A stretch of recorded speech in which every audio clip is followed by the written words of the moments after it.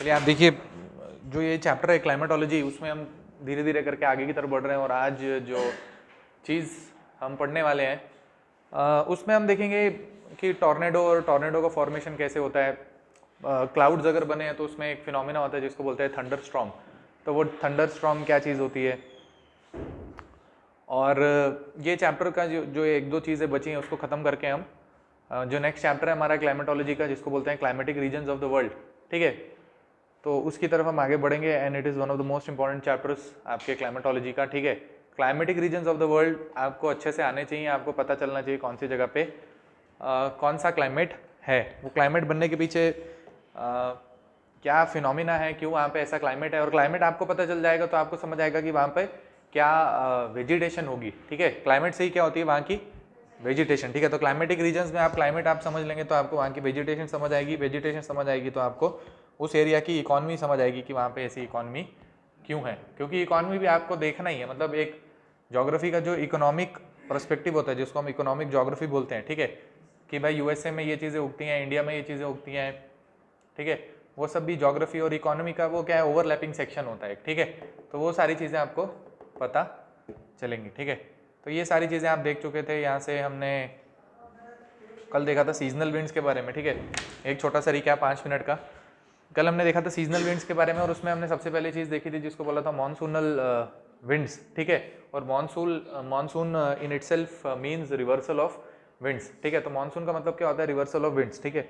तो इस केस में आप देख रहे हैं कि फर्स्ट वाली फोटो में जहाँ पे समर्स हैं, तो जो हवाएं हैं जिसको हम बोलेंगे ट्रॉपिकल ईस्टर्लीज, वो आपकी ओशन से जो है लैंड की तरफ जा रही हैं, ठीक है, ठीक है। कहाँ से जा रही हैं, ओशन से लैंड की तरफ, ठीक है। तो हम क्या बोलेंगे कि दे आर ऑन शोर, ठीक है, मतलब वो शोर से आती हैं, ठीक है। ऑन शोर और ऑफ शोर दो वर्ड्स होते हैं, ठीक है। अगर शोर से लैंड की तरफ आती है तो हम क्या बोलते हैं, ऑन शोर, ठीक है। और ऑफ शोर होता है अगर वो शोर की तरफ चले जाएं, ठीक है, लैंड से निकल के शोर की तरफ, मतलब चले जाएं, ओशन की तरफ चले जाएं, ठीक है। तो the south west monsoon winds, ठीक है, in the summers are onshore, ठीक है। तो ऑन शोर होती हैं तो लैंड की तरफ आती हैं, सारा मॉइस्चर लेके लैंड की तरफ आएंगी। उसी के साथ जैसे ही विंटर का दौर आएगा, विंटर के समय आपका ITCZ जो है वो नीचे की तरफ मूव करेगा। नीचे की तरफ मूव करने की वजह से जो भी सारी ट्रॉपिकल ईस्टर्ली होंगी उनको भी अब कहाँ पे कन्वर्ज होना है, ITCZ पे जाकर। तो उस हिसाब से जो सेकंड वाली फोटो है वो आपको दिख रही है। अब आपकी हवाएं जो हैं वो लैंड से ओशन की तरफ चल रही हैं, ठीक है। यही सेम चीज़ आपने देख ली थी। उसके बाद हमने क्या देखा था, ये दो चीज़ें थी। हमने क्या देखा था, माउंटेन ब्रीज और वैली ब्रीज, ये चीज़ मैं आपको बता चुका था। उसके साथ में हमने क्या चीज़ देखी थी, ये देखा था जिसको बोला था लैंड ब्रीज और सी ब्रीज, ठीक है। तो लैंड ब्रीज सी ब्रीज आप वो फोटो देख सकते हैं कि दिन में आपका जो लैंड है वो ज़्यादा गर्म हो गया तो लैंड के ऊपर लो प्रेशर बन रहा है, और हाई प्रेशर कहाँ पर है, ओशन के ऊपर। तो फिर ओशन हाई प्रेशर से लो प्रेशर की तरफ ये जो आ रहा है उसको हम क्या बोलते हैं, एडवेक्शन, है ना, उसको क्या बोलते हैं, एडवेक्शन। तो दिन के समय जो है ओशन से हवा चल रही है और रात के समय ओशन गर्म हो गया है और लैंड जल्दी ठंडा हो जाता है, तो अब लैंड से ओशन की तरफ चल रही है, जिसको हम क्या बोल रहे हैं, लैंड ब्रीज, ठीक है। ये भी आपको समझ आ गया था। और ये फोटो हम बाद में देखते हैं, चलिए ये बाद में देखते हैं। तो ये चीज़ हमने देखी थी। नेक्स्ट चीज़ हम देख रहे थे टाइप्स ऑफ साइक्लोन, और टाइप्स ऑफ साइक्लोन में सबसे पहली चीज़ हमने ये देखी कि भाई दो टाइप के साइक्लोन होते हैं, एक ट्रॉपिकल साइक्लोन और एक टेम्परेट साइक्लोन, ठीक है। ट्रॉपिकल साइक्लोन और टेम्परेट साइक्लोन। और टेम्परेट साइक्लोन की हम बात कर रहे थे, तो टेम्परेट साइक्लोन आपका टेम्परेट जो एरियाज होते हैं, टेम्परेट लैटिट्यूड जो होता है, वहाँ पर आपका ये वाला जो टाइप ऑफ साइक्लोन है वो बनेगा। सबसे ज़्यादा इसके बनने की जो अकरेंस है, जो टेंडेंसी है, कब बनेगा भाई, विंटर जब ज़्यादा होंगे तब ये ज़्यादा बनेगा, ठीक है। कैसे बनता है, इसमें भाई फ्रंट की फॉर्मेशन जो है वो होनी चाहिए, कोल्ड फ्रंट होने चाहिए, वार्म फ्रंट होने चाहिए। और जो कोल्ड फ्रंट होगा वो वार्म फ्रंट का फोर्सफुल जो है अपलिफ्टमेंट करवाएगा। जैसे आप इस फोटो में देख सकते हैं, ठीक है, ये कोल्ड फ्रंट है, ये वार्म फ्रंट है, और ये कोल्ड फ्रंट और वार्म फ्रंट जहाँ पे मीट करेंगे, हमने एक पुरानी फोटो भी देखी थी, वहाँ पे वार्म एयर जो है ऊपर की तरफ जाएगी और उसकी वजह से वो क्लाउड्स का फॉर्मेशन करेगी और उसकी वजह से वहाँ पे बारिश होगी, ठीक है। उसी के साथ साथ ये जो फोटो आपको दिखाई थी, ये क्या बताया था, देखिए ऊपर उस फोटो क्या लिखा है, mature slash growth stage of a temperate cyclone. और इसी फोटो को मैंने क्या कहा था, इसको हम बोलते हैं ऑक्लूडेड फ्रंट, ठीक है। ऑक्लूडेड फ्रंट मैंने आपको बताया था कि ऑक्लूड का मतलब होता है कट ऑफ करना, है ना। कट ऑफ करने का मतलब होता है कि जो भी वार्म एयर है जो कि पहले नीचे थी उसको जमीन से कट ऑफ कर देना, मतलब दो किसी कोल्ड एयर मास के बीच में अब कोई वार्म एयर मास जो है आ गया है, तो दोनों जगह से जो है फोर्स लग रही है उस वार्म एयर मास को ऊपर की तरफ भेजने के लिए, ठीक है। तो ऑक्लूडेड फ्रंट जहां पर भी लिखा होगा आपको समझ आना चाहिए कि एक तो वार्म जो आपका एयर मास है वो जमीन से वो कट ऑफ हो चुका है, ऊपर की तरफ चला गया है और किसी दो कोल्ड फ्रंट के बीच में आ गया है, ठीक है। ये फोटो आपको दिखा रहा है, वहां पे भी कोल्ड एयर है, यहाँ पे भी कोल्ड एयर है, ऐसे करके रोटेट कर रहा है और बीच में आपका जो वार्म एयर है वो ऊपर की तरफ राइज हो चुकी है, ठीक है। तो ये आपको बताया था किसके बारे में, टेम्परेट साइक्लोन के बारे में, ठीक है। चलिए, तो टेम्परेट साइक्लोन के बारे में जरा जो जो चीज़ें मैंने आपको बताई थी, आप मुझे दो चार चीज़ें उसके बारे में लिखवाइए जरा, जो मैंने कल आपको इसके बारे में इसके फीचर बताए थे, features of a temperate cyclone. तो क्या क्या लिखवाया था मैंने आपको कल, टेम्परेट साइक्लोन, ठीक है। जो नहीं आया था जरा उसको भी 2 मिनट आप समझ लीजिए, 5 मिनट के लिए। सबसे पहली चीज़ क्या बताई थी कि कहाँ पर मतलब विंटर्स होंगी तो अच्छे से डेवलप होगा, ठीक है, पहली चीज़। दूसरी, लैंड के ऊपर डेवलप होंगे, ठीक है। तीसरी चीज़, लैंड पे डेवलप होंगे, लैंड से सी की तरफ ऐसे जाएंगे, ऐसे की तरफ इनका वो होगा, ठीक है। और हाँ वो हो गया, ये देखो टेम्परेट रीजन के अंदर अकर करेंगे, ठीक है, टेम्परेट रीजन में बनेंगे। और वेस्ट से ईस्ट की तरफ जाएंगे, क्यों, टेम्परेट रीजन जो है वो that is under the influence of westerlies, तो वेस्टर्लीज की डायरेक्शन क्या होगी, वेस्ट टू ईस्ट, तो ये वाली इनकी डायरेक्शन भी कहाँ से जाएगी, वेस्ट टू ईस्ट। और क्या चीज़ बताई थी, क्या चीज़, हाँ बता दिया, विंटर में डेवलप होते हैं, लैंड से सी की तरफ जाते हैं, टेम्परेट रीजन में होते हैं, वेस्ट टू ईस्ट की तरफ मूव करते हैं। और हाँ ठीक है, इसी को क्या बोलते हैं, एंटी साइक्लोन, ठीक है, एंटी साइक्लोनिक कंडीशन। कोई और चीज़ बताई, हाँ ठीक है, इजीली डिटेक्टेबल भी हैं, ठीक है।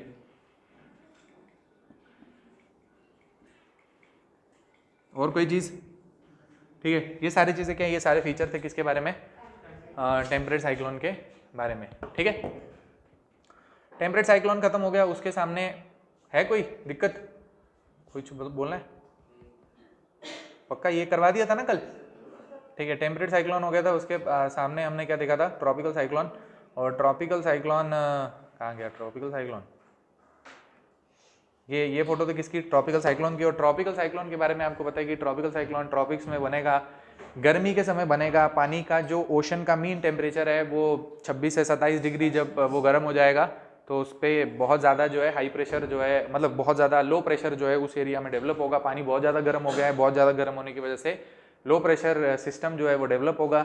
लो प्रेशर सिस्टम डेवलप होने की वजह से जो हवा है ऊपर की तरफ राइज करेगी, क्योंकि नीचे रेगुलर पानी है तो मॉइस्चर उस हवा को, उस गर्म हवा को क्या मिलता रहेगा, मॉइस्चर मिलता रहेगा। जो ऊपर क्यूमुलोनिम्बस टाइप ऑफ क्लाउड की जो फॉर्मेशन हो रही है उसमें खूब क्या होगा, मॉइस्चर होगा, काफ़ी ज़्यादा स्ट्रांग होंगे, ठीक है, तो काफ़ी ज़्यादा रेनफॉल करवाने का टेंडेंसी रखते हैं, ठीक है।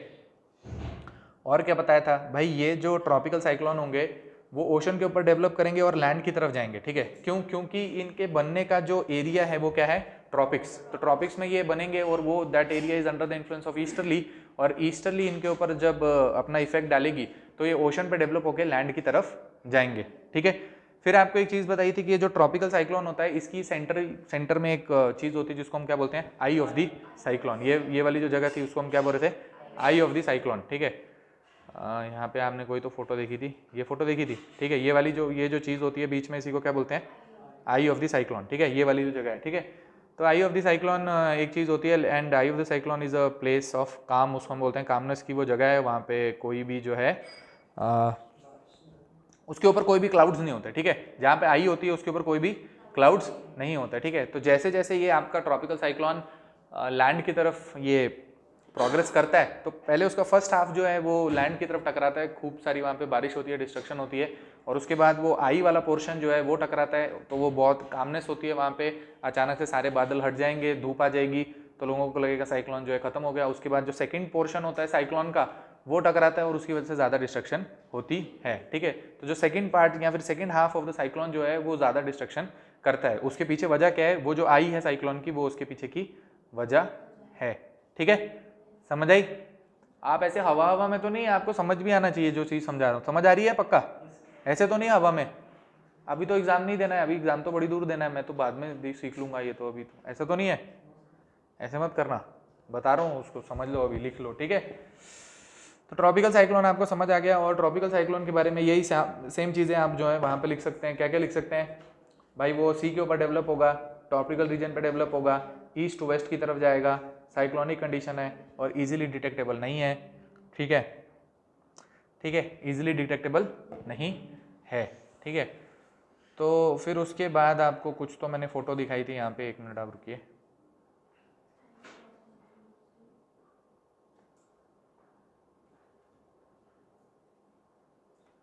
ठीक है, ये वाली फोटो हमने देखी थी, तो ये आपको डायरेक्शन दिखा रहा है कहाँ की, ट्रॉपिकल साइक्लोन्स की डायरेक्शन दिखा रहा है, और उनके अलग अलग टाइप के नाम आपको बता रहा है कि अलग अलग ओशन में ट्रॉपिकल साइक्लोन्स को अलग अलग नाम से जो है बुलाया जाता है।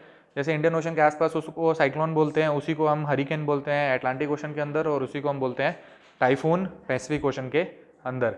और इसको विली विली भी बोलते हैं, वो ऑस्ट्रेलिया के पास वो लिखा नहीं है, अगर आप लिखना चाहो इस फोटो में दिया नहीं है, ऐसे बोलते हैं विली विली। ठीक है, विली विली आप लिख लो, बाद में गूगल सर्च करके उसको देख लेना। ठीक है, विली विली बोलते हैं इसको, ऑस्ट्रेलिया के आसपास यहाँ पे डेवलप होता है तो उसको विली विली बोलते हैं। ठीक है, तो आप इसको जो है देख लीजिएगा। तो यहाँ तक आपके साइक्लोन खत्म हो गया था।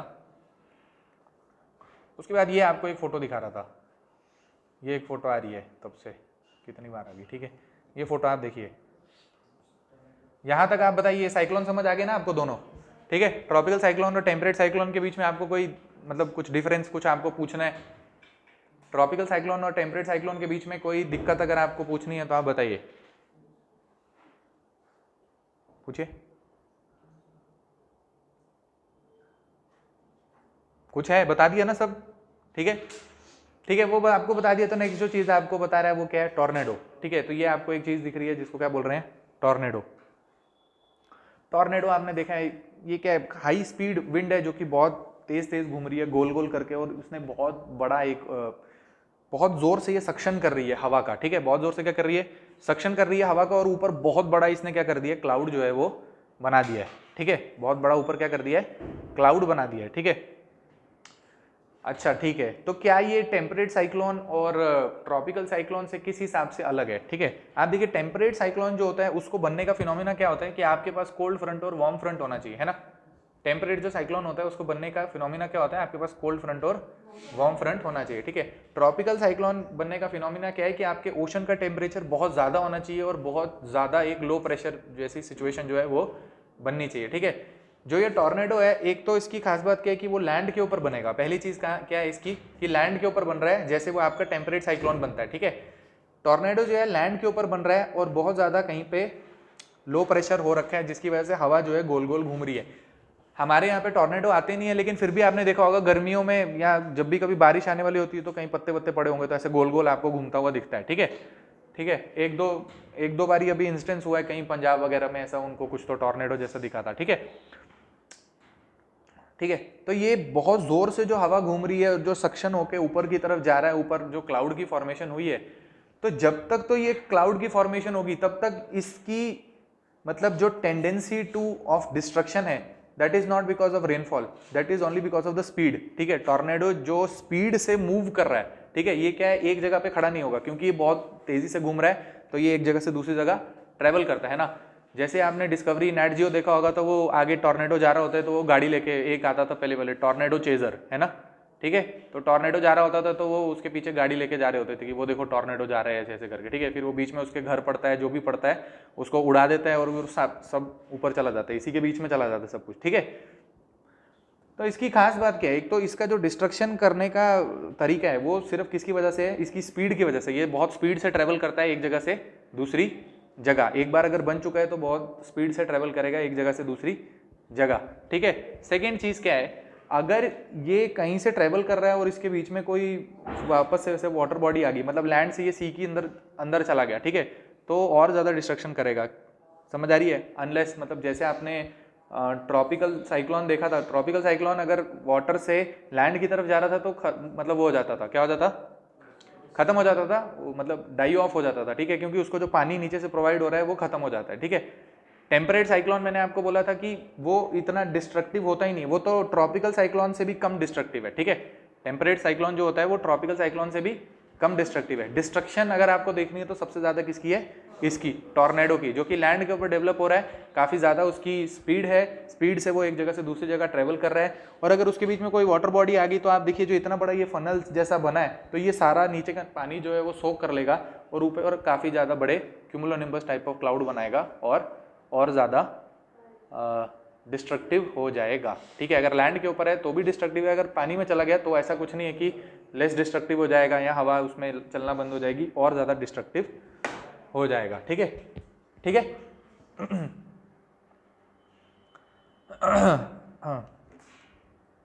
ठीक है, तो ये टॉर्नेडो के बारे में कुछ मतलब जितना मुझे लगता है कि आपको बताना चाहिए उतनी मैं चीज़ बता दी। ऐसा कुछ नहीं है कि आपसे कोई सवाल आ रहा है कि टॉर्नेडो के बारे में अब आप लंबा लंबा कथा लिखें, कुछ नहीं। ना इसमें से कोई PYQ आया है, ना इसमें से कोई प्रीलिम्स में सवाल आया, ना मेंस में सवाल आया। हाँ ठीक है, आपको पर थोड़ा बहुत पता होना चाहिए। जितनी चीज़ मैंने आपको बता दी उतनी बहुत है, क्योंकि वो अगर पूछेंगे आपसे तो कुछ कंपैरिजन पूछ सकते हैं कि अनलाइक, मतलब ऐसे होता है ना कि unlike tropical cyclones tornado occur over the, मतलब समझ रहे हो, ऐसे टाइप का क्वेश्चन बनते हैं वो। ठीक है, जब भी क्वेश्चन बनेगा ना तो ऐसा इसमें आपसे कंपैरिजन करके पूछ लेगा किसी के साथ कि अच्छा वो उसमें ऐसा होता है तो इसमें बताइए, अच्छा ये यहाँ से वहाँ ट्रेवल करेगा तो फिर बताइए क्या दिक्कत है। ठीक है, तो ऐसी ही आपसे चीज़ें पूछेगा, उसमें जितनी चीज़ें इंपॉर्टेंट है वो मैंने आपको बताई। ठीक है,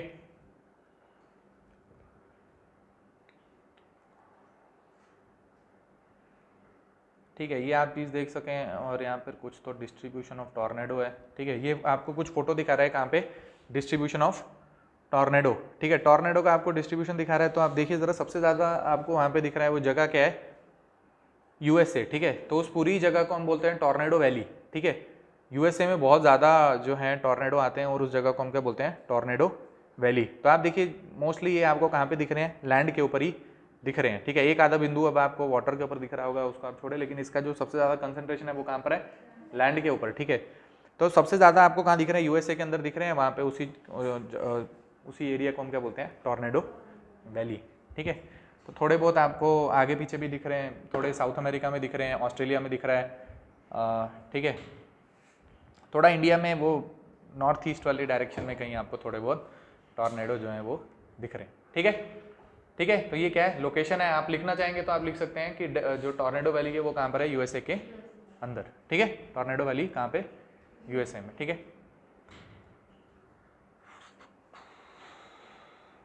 ठीक है, चलिए फिर एक छोटा सा ये है थंडरस्टॉर्म। इसमें भी कुछ बताने वाला नहीं है। थंडरस्टॉर्म आपको पता ही है, मतलब अगर आपके क्लाउड का फॉर्मेशन हो गया, बारिश वगैरह हो रही है, तो उसमें हर बार जो है ऐसा नहीं होता है कि बादल जोर जोर से गरजते हैं ना, कभी कभी अचानक से सिर्फ बारिश स्टार्ट हो जाती है, लेकिन बादल नहीं गरजते हैं। ठीक है, कभी कभी अचानक से बारिश स्टार्ट हो जाती है, बादल नहीं गरजते हैं। कभी कभी क्या होता है, बादल गरजते हैं लेकिन वो बारिश वारिश नहीं करते हैं। ठीक है, अलग अलग फिनोमिना। अब वो जो थंडर स्ट्रॉम है, जोर से बिजली का चमकना, आवाज करना, उसी चीज को हम क्या बोलते हैं, थंडर स्ट्रॉम। जब बिजली चमकती है उसको हम क्या बोलते हैं, थंडर स्ट्रॉम। ठीक है, और आवाज करती है, फिर वो आपको पता है कि मतलब बिजली पहले दिखती है आपको, आवाज बाद में करती है, वो सब आपको पता है। ठीक है ना, वही light travel faster than sound वाला जो भी कॉन्सेप्ट है। ठीक है, उसकी वजह से बिजली आपको पहले दिख रही है, आवाज आपको बाद में आ रही है, पर वो बिजली जो आपको दिख रही है वो किसकी वजह से दिख रही है, वही आपको बता रहा है कि जो आपके क्लाउड्स हैं तो उसमें ऐसे चार्जेस डेवलप हो जाते हैं। जब वो एक सर्टेन हाइट के ऊपर पहुंचता है तो उसमें ऐसे ऊपर वाला हिस्सा पॉजिटिव चार्ज हो जाएगा, नीचे वाला हिस्सा नेगेटिव हो जाएगा,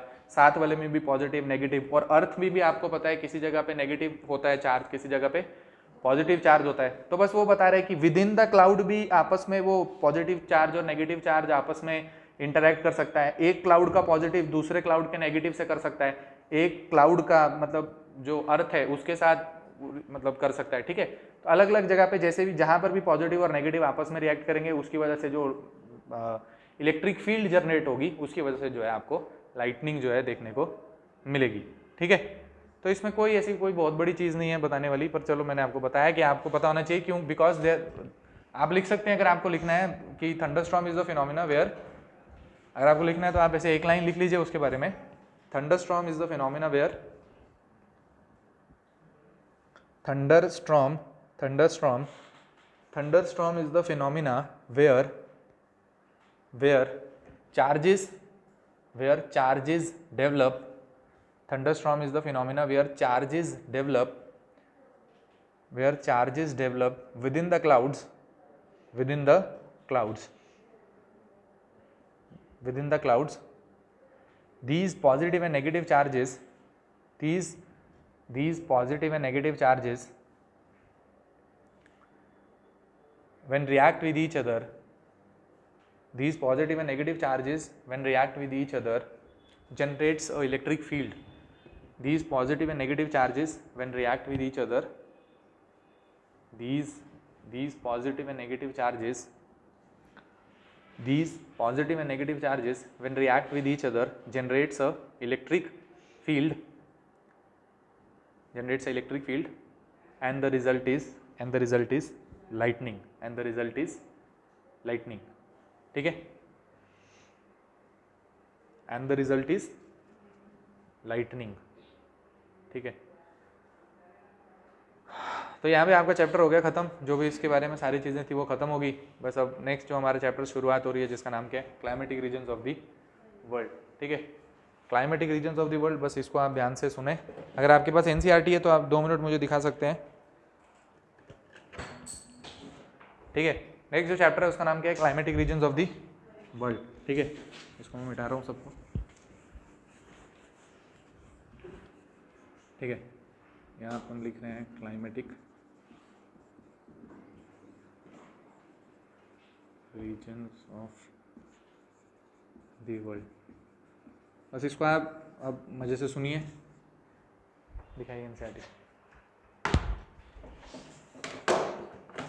देखिए climatic regions of the world में बहुत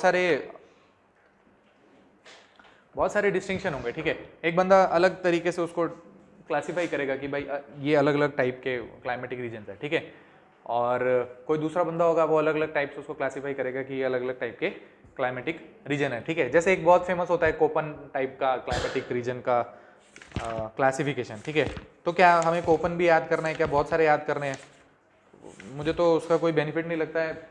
अगर जैसे कोई छोटा मोटा एग्जाम होता है वहाँ पर वो ऐसे करके पूछ लेते हैं, सब BWH, तो आप बताओ कि ये कौन सा टाइप का क्लाइमेटिक रीजन है। तो क्या आप वो पूरी लंबी लिस्ट याद करने बैठोगे कि बस अब मैं तो सारे सब्जेक्ट छोड़ के मैं तो बस ये कोपन वाला याद करूंगा, बस मुझे तो इसमें से सवाल आएगा? नहीं, हाँ, कॉस्ट बेनिफिट देखना पड़ेगा आपको, ठीक है। क्या देखना पड़ेगा?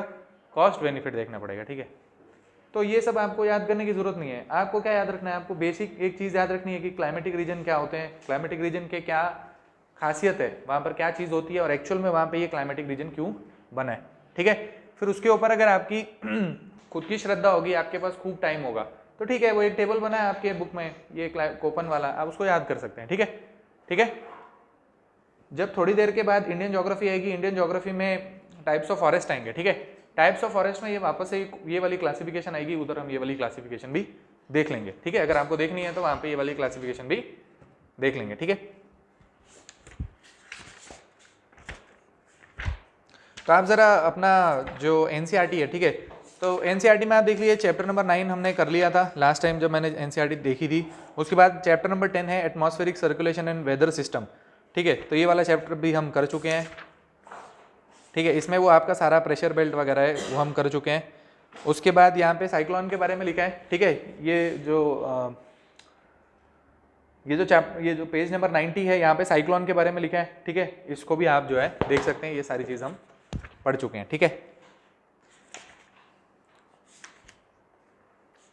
ठीक है। तो चैप्टर नंबर 12 है। चैप्टर नंबर 12 में अभी जो हम कर रहे हैं उसका नाम है chapter number 12 world climate and climate change, ठीक है। तो उसको अगर आप खोलेंगे तो आपको दिखेगा सबसे पहले में ये लिखा है Köppen scheme of classification of climate, ठीक है। तो उसमें लिखा है AB करके लिखा है, तो आप उसको घर पे जाके जरा देखिए। अब आपको देखना है तो अब आपको ये वाला चैप्टर देखना है, ठीक है, घर जाके, ठीक है। तो चैप्टर नंबर कौन सा है? चैप्टर नंबर 12 आपके एनसीईआरटी का, ठीक है। पर अगर आप सीधा एनसीईआरटी खोल के आप पढ़ोगे क्लाइमेटिक रीजन तो आपको नहीं समझ आएगा, उसकी गारंटी मैं लेता हूँ, आपको नहीं समझ आएगा, मैं पक्का बता रहा हूँ आपको, ठीक है। तो इधर जो मैं आपको बता रहा हूँ उसको आप सुने, ठीक है। एनसीईआरटी पढ़ना जब ये पढ़ा दूंगा उसके बाद। तो आप देखो climatic reason of the world है, तो ये फोटो आपको दिखा रहा है कुछ ना कुछ क्लाइमेटिक रीजन आपको दिखा रहा है, ठीक है। देखिए climatic reason of the world का मतलब क्या है कि कुछ जगहें हैं वर्ल्ड की जहां पर एक स्पेसिफिक टाइप का क्लाइमेट जो है वो डेवलप हुआ है, ठीक है। अभी वो स्पेसिफिक टाइप का क्लाइमेट जो डेवलप हुआ है उसके पीछे क्या वजहें हैं, वहां पर अगर ऐसा क्लाइमेट डेवलप हो चुका है तो उसकी वजह से वहां पे क्या वेजिटेशन है, वहां पे लोग कैसे रहते हैं, ठीक है, क्रॉपिंग पैटर्न क्या है वहाँ का, वो सारी चीज़ें हमें पता चलेंगी किससे? क्लाइमेटिक रीजन से, किसी भी जगह की, ठीक है, ठीक है, कि किसी जगह रेन कि किसी जगह रेन फॉरेस्ट क्यों है, किसी जगह डेजर्ट क्यों है, ये सारी चीजें कैसे पता चलेंगी, वहां के क्लाइमेटिक रीजन से। ठीक है, तो ऐसे करके आप देखो ये जो एक मैप है उसमें आपको क्लासिफिकेशन दिखा रहा है। ठीक है, नीचे लिखा है ट्रॉपिकल, फिर लिखा है ड्राई, फिर लिखा है मॉडरेट, फिर लिखा है कॉन्टिनेंटल, फिर लिखा है पोलर और फिर लिखा है हाईलैंड। ठीक है, जरा आप देखिए इसको एक बारी देखने की कोशिश करते हैं। सबसे पहला आपको बोल रहा है ट्रॉपिकल, तो ट्रॉपिकल आपको समझ आ रहा है, ट्रॉपिकल एरिया आपको पता चल गया कि ट्रॉपिकल एरिया कौन सा होता है ना, आपने देख रखा ट्रॉपिकल एरिया। ठीक है, इक्वेटर के आसपास ऊपर और नीचे वाला एरिया क्या है, ट्रॉपिकल रीजन। तो उसमें सबसे पहला आपको बता रहा है ट्रॉपिकल वेट, मतलब ये एरिया जो है वो ट्रॉपिक के आसपास है, और वेट मतलब यहाँ पे खूब बारिश होती है। ठीक है, कोई एरिया है जो कि ट्रॉपिक के पास है और वहाँ पे खूब बारिश होती है, तो उसको हमने क्या बोला, ट्रॉपिकल वेट क्लाइमेटिक रीजन। ठीक है, उसके बाद आप देखिए सेकंड जो चीज़ है वो आपको ग्रे ग्रे कलर की कुछ दिखा रहा है। ठीक है, फोटो दिख रही है ना आपको सब। ठीक है, सेकंड आपको ये दिखा रहा है ट्रॉपिकल वेट एंड ड्राई, और यहाँ पर ये ग्रे एरिया बना। ठीक है, ट्रॉपिकल वेट एंड ड्राई। ठीक है, ट्रॉपिकल वेट एंड ड्राई का मतलब क्या है कि कोई एरिया है जहां पर ट्रॉपिकल रीजन के आसपास वो एरिया है, और वेट एंड ड्राई मतलब कि वहाँ पे वेट भी है एरिया, बारिश होती भी है, और ड्राई एरिया भी है, कुछ महीनों में वहाँ बारिश होती है, कुछ महीने वहाँ पे बारिश नहीं होती, वेट एंड ड्राई।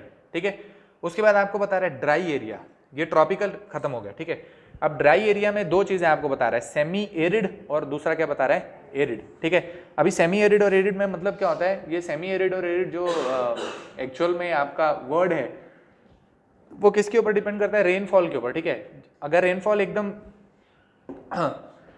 अगर रेनफॉल बहुत ही ज्यादा कम हो रही है, ठीक है, मतलब बिल्कुल निग्लिजिबल अमाउंट ऑफ रेनफॉल है, तो हम उसको क्या बोलते हैं, एरिड रीजन। ठीक है, और अगर उससे हल्की सी थोड़ी सी ज्यादा होती है, 50 से 100 के बीच में अगर रेनफॉल होती है mm, ठीक है, 50 to 100 mm के बीच में वहाँ पे रेनफॉल होती है, तो उसको हम क्या बोलते हैं, semi arid region.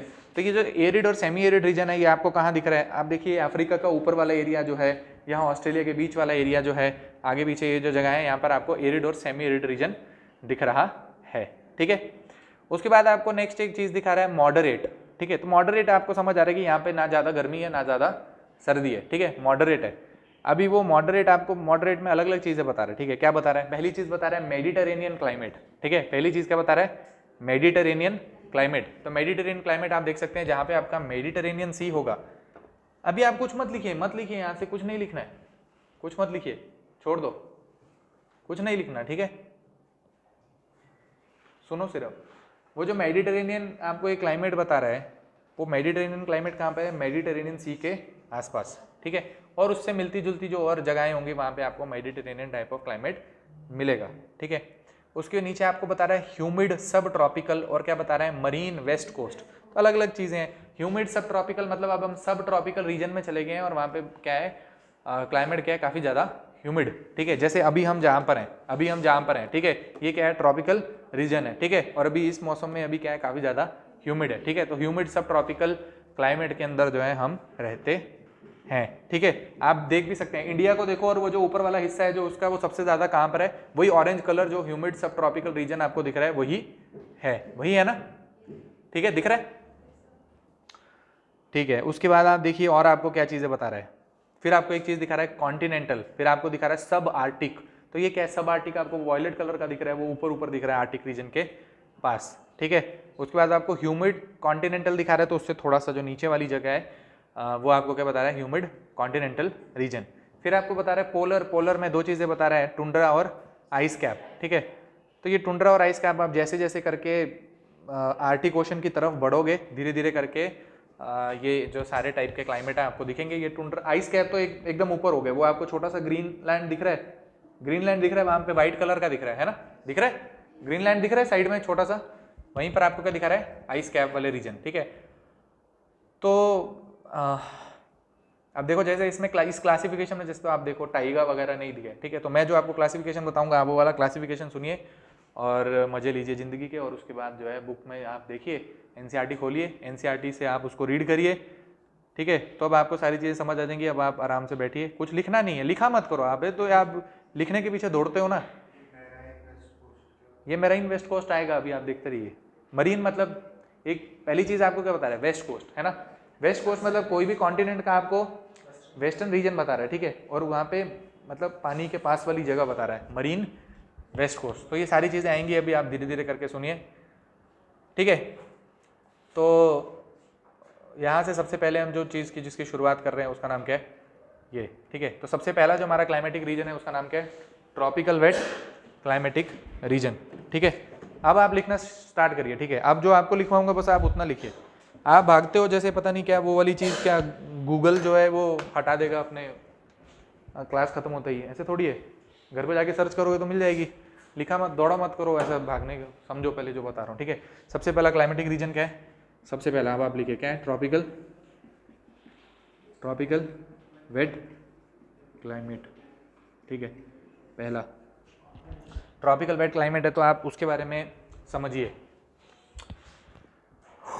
Tropical wet climate जो भी होगा आपका, ट्रॉपिकल वेट क्लाइमेट आपको कहाँ दिखेगा, या ट्रॉपिकल वेट क्लाइमेट बोलें या ट्रॉपिकल रेन फॉरेस्ट बोलें, ट्रॉपिकल रेन फॉरेस्ट वाला क्लाइमेट बोलें, ये सब सारी चीज़ें सेम ही होती हैं। ट्रॉपिकल क्लाइमेट बोलें या ट्रॉपिकल रेन फॉरेस्ट बोलें, ट्रॉपिकल रेन फॉरेस्ट वाला क्लाइमेट बोलें, सारी की सारी चीज़ें सेम हैं, ठीक है। ये जो ट्रॉपिकल क्लाइमेट होगा वो आपको कहाँ पे दिखेगा, ट्रॉपिकल क्लाइमेट आपको दिखेगा जहाँ पर आपका ट्रॉपिकल वाला रीजन है। अगर आप इस फोटो से देखना चाहते हैं तो यहाँ से भी देख सकते हैं, ठीक है। सबसे पहले आपको क्या दिखा रहा है, ट्रॉपिकल क्लाइमेटिक जोन, साइड में लिखा है कोपन टाइप का क्लाइमेट का क्लासिफिकेशन, ठीक है। देखिए सबसे पहला क्या लिखा है, ट्रॉपिकल रेन फॉरेस्ट, दूसरा क्या लिखा है, ट्रॉपिकल मानसून, और थर्ड लिखा है ट्रॉपिकल सवाना। हम जो पहला जो उसमें क्लाइमेट का रीजन है जिसको हम बोल रहे हैं ट्रॉपिकल रेन फॉरेस्ट, उसको अब हम यहाँ पे पढ़ रहे हैं जहाँ पे लिखा है ए और एफ, ठीक है। तो आपको कॉपी में लिखना है तो ट्रॉपिकल वेट क्लाइमेट के आगे या फिर ट्रॉपिकल रेन फॉरेस्ट जो आपको लिखवाया है उसके आगे आप ए एफ लिख सकते हैं, ठीक है। उसके आगे आप ए और एफ करके लिख सकते हैं। और आप रीजन को नापने की कोशिश करिए, आप पकड़िए कौन कौन से रीजन है। ये वो वाले रीजन है जो कि इक्वेटर के एकदम ऊपर पड़ रहे हैं, ठीक है। तो कौन कौन से रीजन आपको यहाँ पे दिख रहे हैं, सबसे पहले आपको दिख रहा है जो भी आपका साउथ ईस्ट एशिया के जो भी आपके पास क्या है, जो भी आइलैंड कंट्रीज हैं, ठीक है, जैसे इंडोनेशिया और मलेशिया वगैरह, ठीक है। इंडोनेशिया मलेशिया आपको यहाँ पे दिख रहा है, ठीक है। सेंटर में आपको क्या दिख रहा है, सीध में अफ्रीका है, और अफ्रीका में आपको दिख रहा है कॉन्गो बेसिन, ठीक है। सेंटर वाला एरिया है जो कॉन्गो बेसिन वगैरह का एरिया है, वहां पर आपको ये जगह जो है वो दिख रही है। और सेम लैटिट्यूड में आपको दिख रहा है अमेज़न का रेन फॉरेस्ट, ठीक है, जो कि कहाँ पर है, साउथ अमेरिका के अंदर, ठीक है। साउथ अमेरिका के अंदर आपको जो बहुत डार्क, अभी हम किसकी बात कर रहे हैं, कौन से कलर की, जो सबसे ज़्यादा डार्क है, ठीक है। तो सेम लैटिट्यूड में आपको 0 डिग्री के आसपास क्या दिख रहा है, ब्राज़ील में क्या है आपके अमेज़न रेन फॉरेस्ट, ठीक है। तो ये क्या इसकी लोकेशन है, ठीक है। अगर आपको इसमें लोकेशन लिखनी है तो आप नीचे लोकेशन में लिख सकते हैं, आप ऐसे लिख सकते हैं लोकेशन, क्योंकि अब मैप में तो आपको दिखा सकता हूँ, कॉपी में आपको ऐसे ही लिखना है, ठीक है। लोकेशन में आप क्या लिख सकते हैं, साउथ ईस्ट एशिया, ठीक है। फिर क्या लिख सकते हैं, कॉन्गो बेसिन, फिर क्या लिख सकते हैं, Amazon rain forest, Amazon rain forest, ठीक है। तो ये तीन चीज़ें आप लिखेंगे तो आपको समझ आ जाएगी कौन सी जगह की बात हो रही है, ट्रॉपिकल रेन फॉरेस्ट की बात की जा रही है, ठीक है। ठीक है, दिख रहा है कि नहीं, बस ठीक है, दिख रहा है तो बस आप देखते रहिए उसको।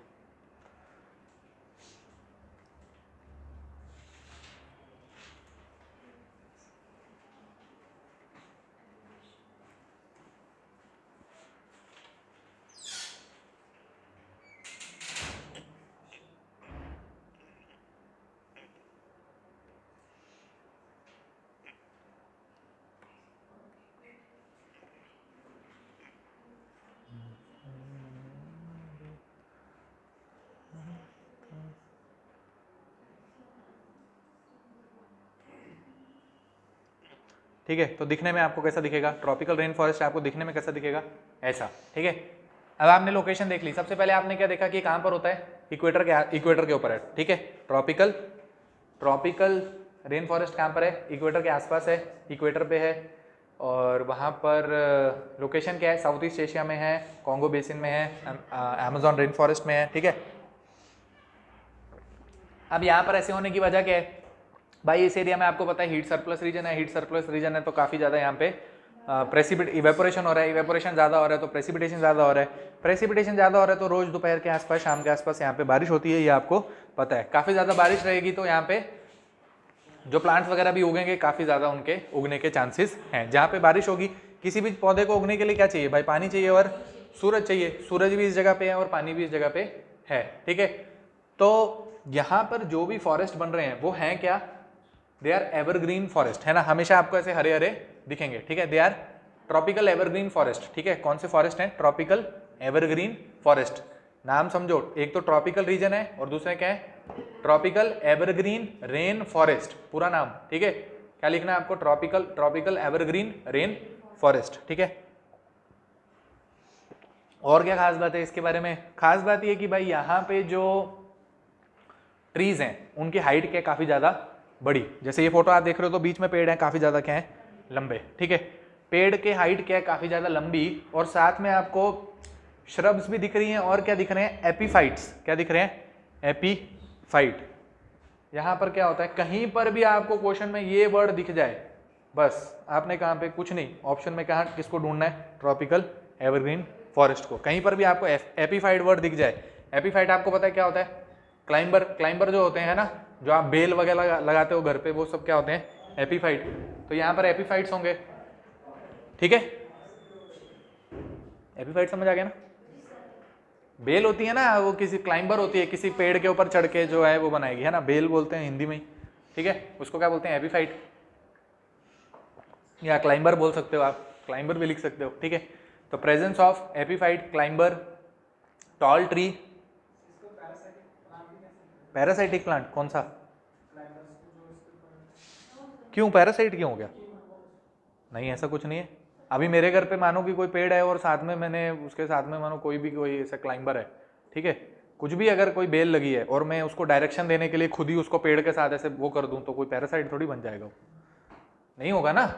हम करते हैं ना घर पे, अगर कोई आपके बेल होगी और वो ऐसे कहीं पे जा रही होगी तो आप उसको खड़ा करते हो किसी और के साथ सपोर्ट देके कि भाई इस डायरेक्शन में जा, है ना, ठीक बात है, तो पैरासाइट नहीं होता वो, पैरासाइट कुछ नहीं है, ठीक है।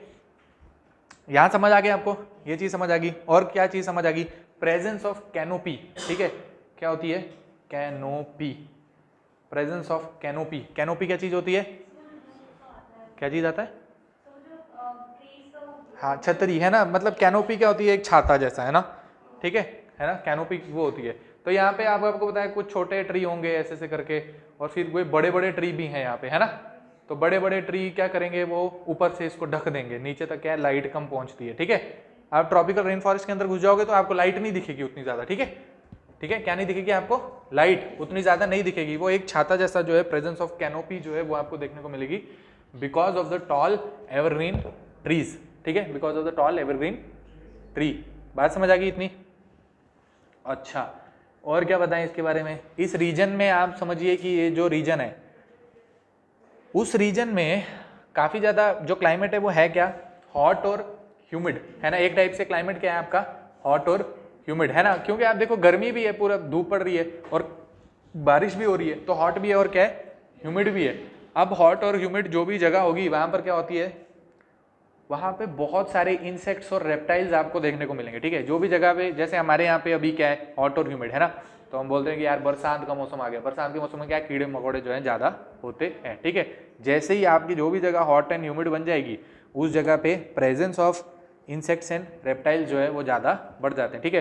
तो बायोडाइवर्सिटी इंक्रीजेस, ठीक है, आप क्या लिखोगे, आप ऐसे नहीं लिखोगे उसको कि मतलब आप उसमें लिखिए कि अ लॉट ऑफ बायोडाइवर्सिटी, आप ऐसे लिखिए कि tropical rain forest shows tropical, या फिर ऐसे लिखिए tropical rain forest holds a lot of biodiversity, holds a lot of biodiversity, specially insects and reptiles,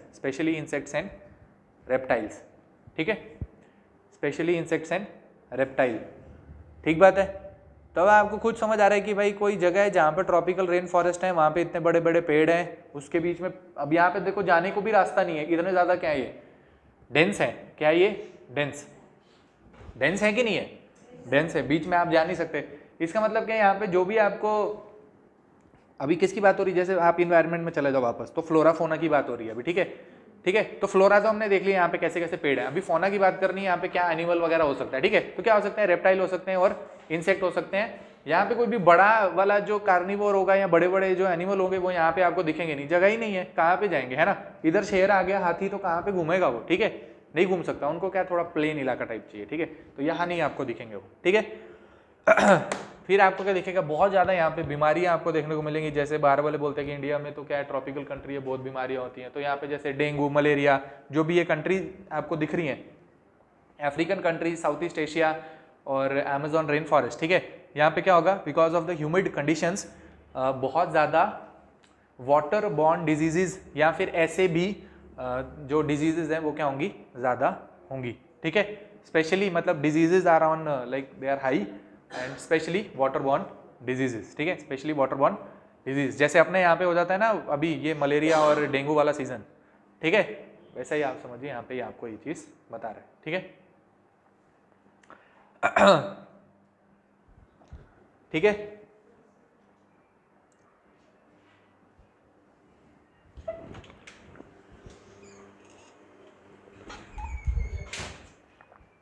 ठीक है, यहां तक आपको समझ आ गया। तो ये पहली चीज थी किसके बारे में, ट्रॉपिकल रेन फॉरेस्ट के बारे में। उसके बारे में हमने लोकेशन देख ली, कहाँ पे है वो देख लिया, और ये सारी चीजें हमने देख ली। कैनोपी होती है वो देख लिया, एपीफाइट्स होते हैं वो देख लिया। हाँ, एक और आप चीज लिख सकते हैं, वो आगे चल के भी आपको पता चल जाएगा कि यहाँ के जो पेड़ हैं उनका जो वुड होता है वो क्या होता है, हार्ड वुड, ठीक है, क्या होगा, हार्ड वुड, ठीक है। पेड़ क्या होगा, हार्ड वुड होगा। हार्डवुड का मतलब क्या है, काफ़ी ज़्यादा यहाँ पे क्या होगा, लकड़ी जो है इन पेड़ों की वो क्या है, काफ़ी ज़्यादा सख्त, तो उसको आप काट वाट नहीं सकते हो, ठीक है। कुल्हाड़ी लेके आप चलोगे उसको काटने के लिए तो नहीं काट सकते हो, ठीक है। अब बड़ा कोई मशीन लेकर आओगे काटने के लिए फिर तो कट ही जाएगा, पर नॉर्मली आप जो देखोगे वुड कटिंग इंडस्ट्री टाइप जो होती है, खुद से काटते हैं पेड़ वेड़, वो नहीं कटता है यहाँ पे, ठीक है, क्योंकि पेड़ जो है उसका वुड जो है वो क्या है, काफ़ी ज़्यादा हार्ड, ठीक है,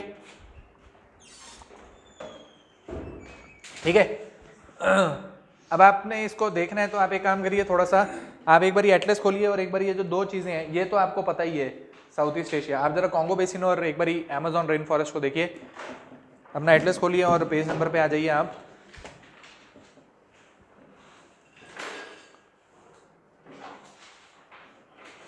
ठीक है, आप अपना एटलस खोलिए, पेज नंबर पे आ जाइए जहाँ पर क्या है, अफ्रीका।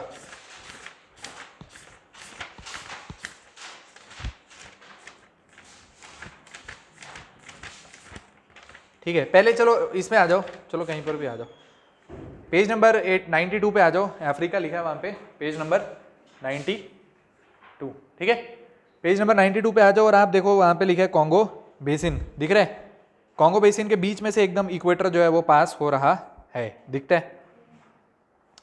कॉन्गो बेसिन के एकदम बीच में से जो है इक्वेटर पास हो रहा है, तो आप समझिए वहाँ पे बहुत सारी रिवर भी आपको दिख रही हैं, ठीक है, क्योंकि बारिश होगी तो बहुत सारी रिवर अपना बेसिन बनाएंगी वहाँ पे, ठीक है। बेसिन समझ आता है ना आपको क्या होता है, रिवर का बेसिन का मतलब क्या होता है, रिवर बेसिन, रिवर बेसिन मतलब,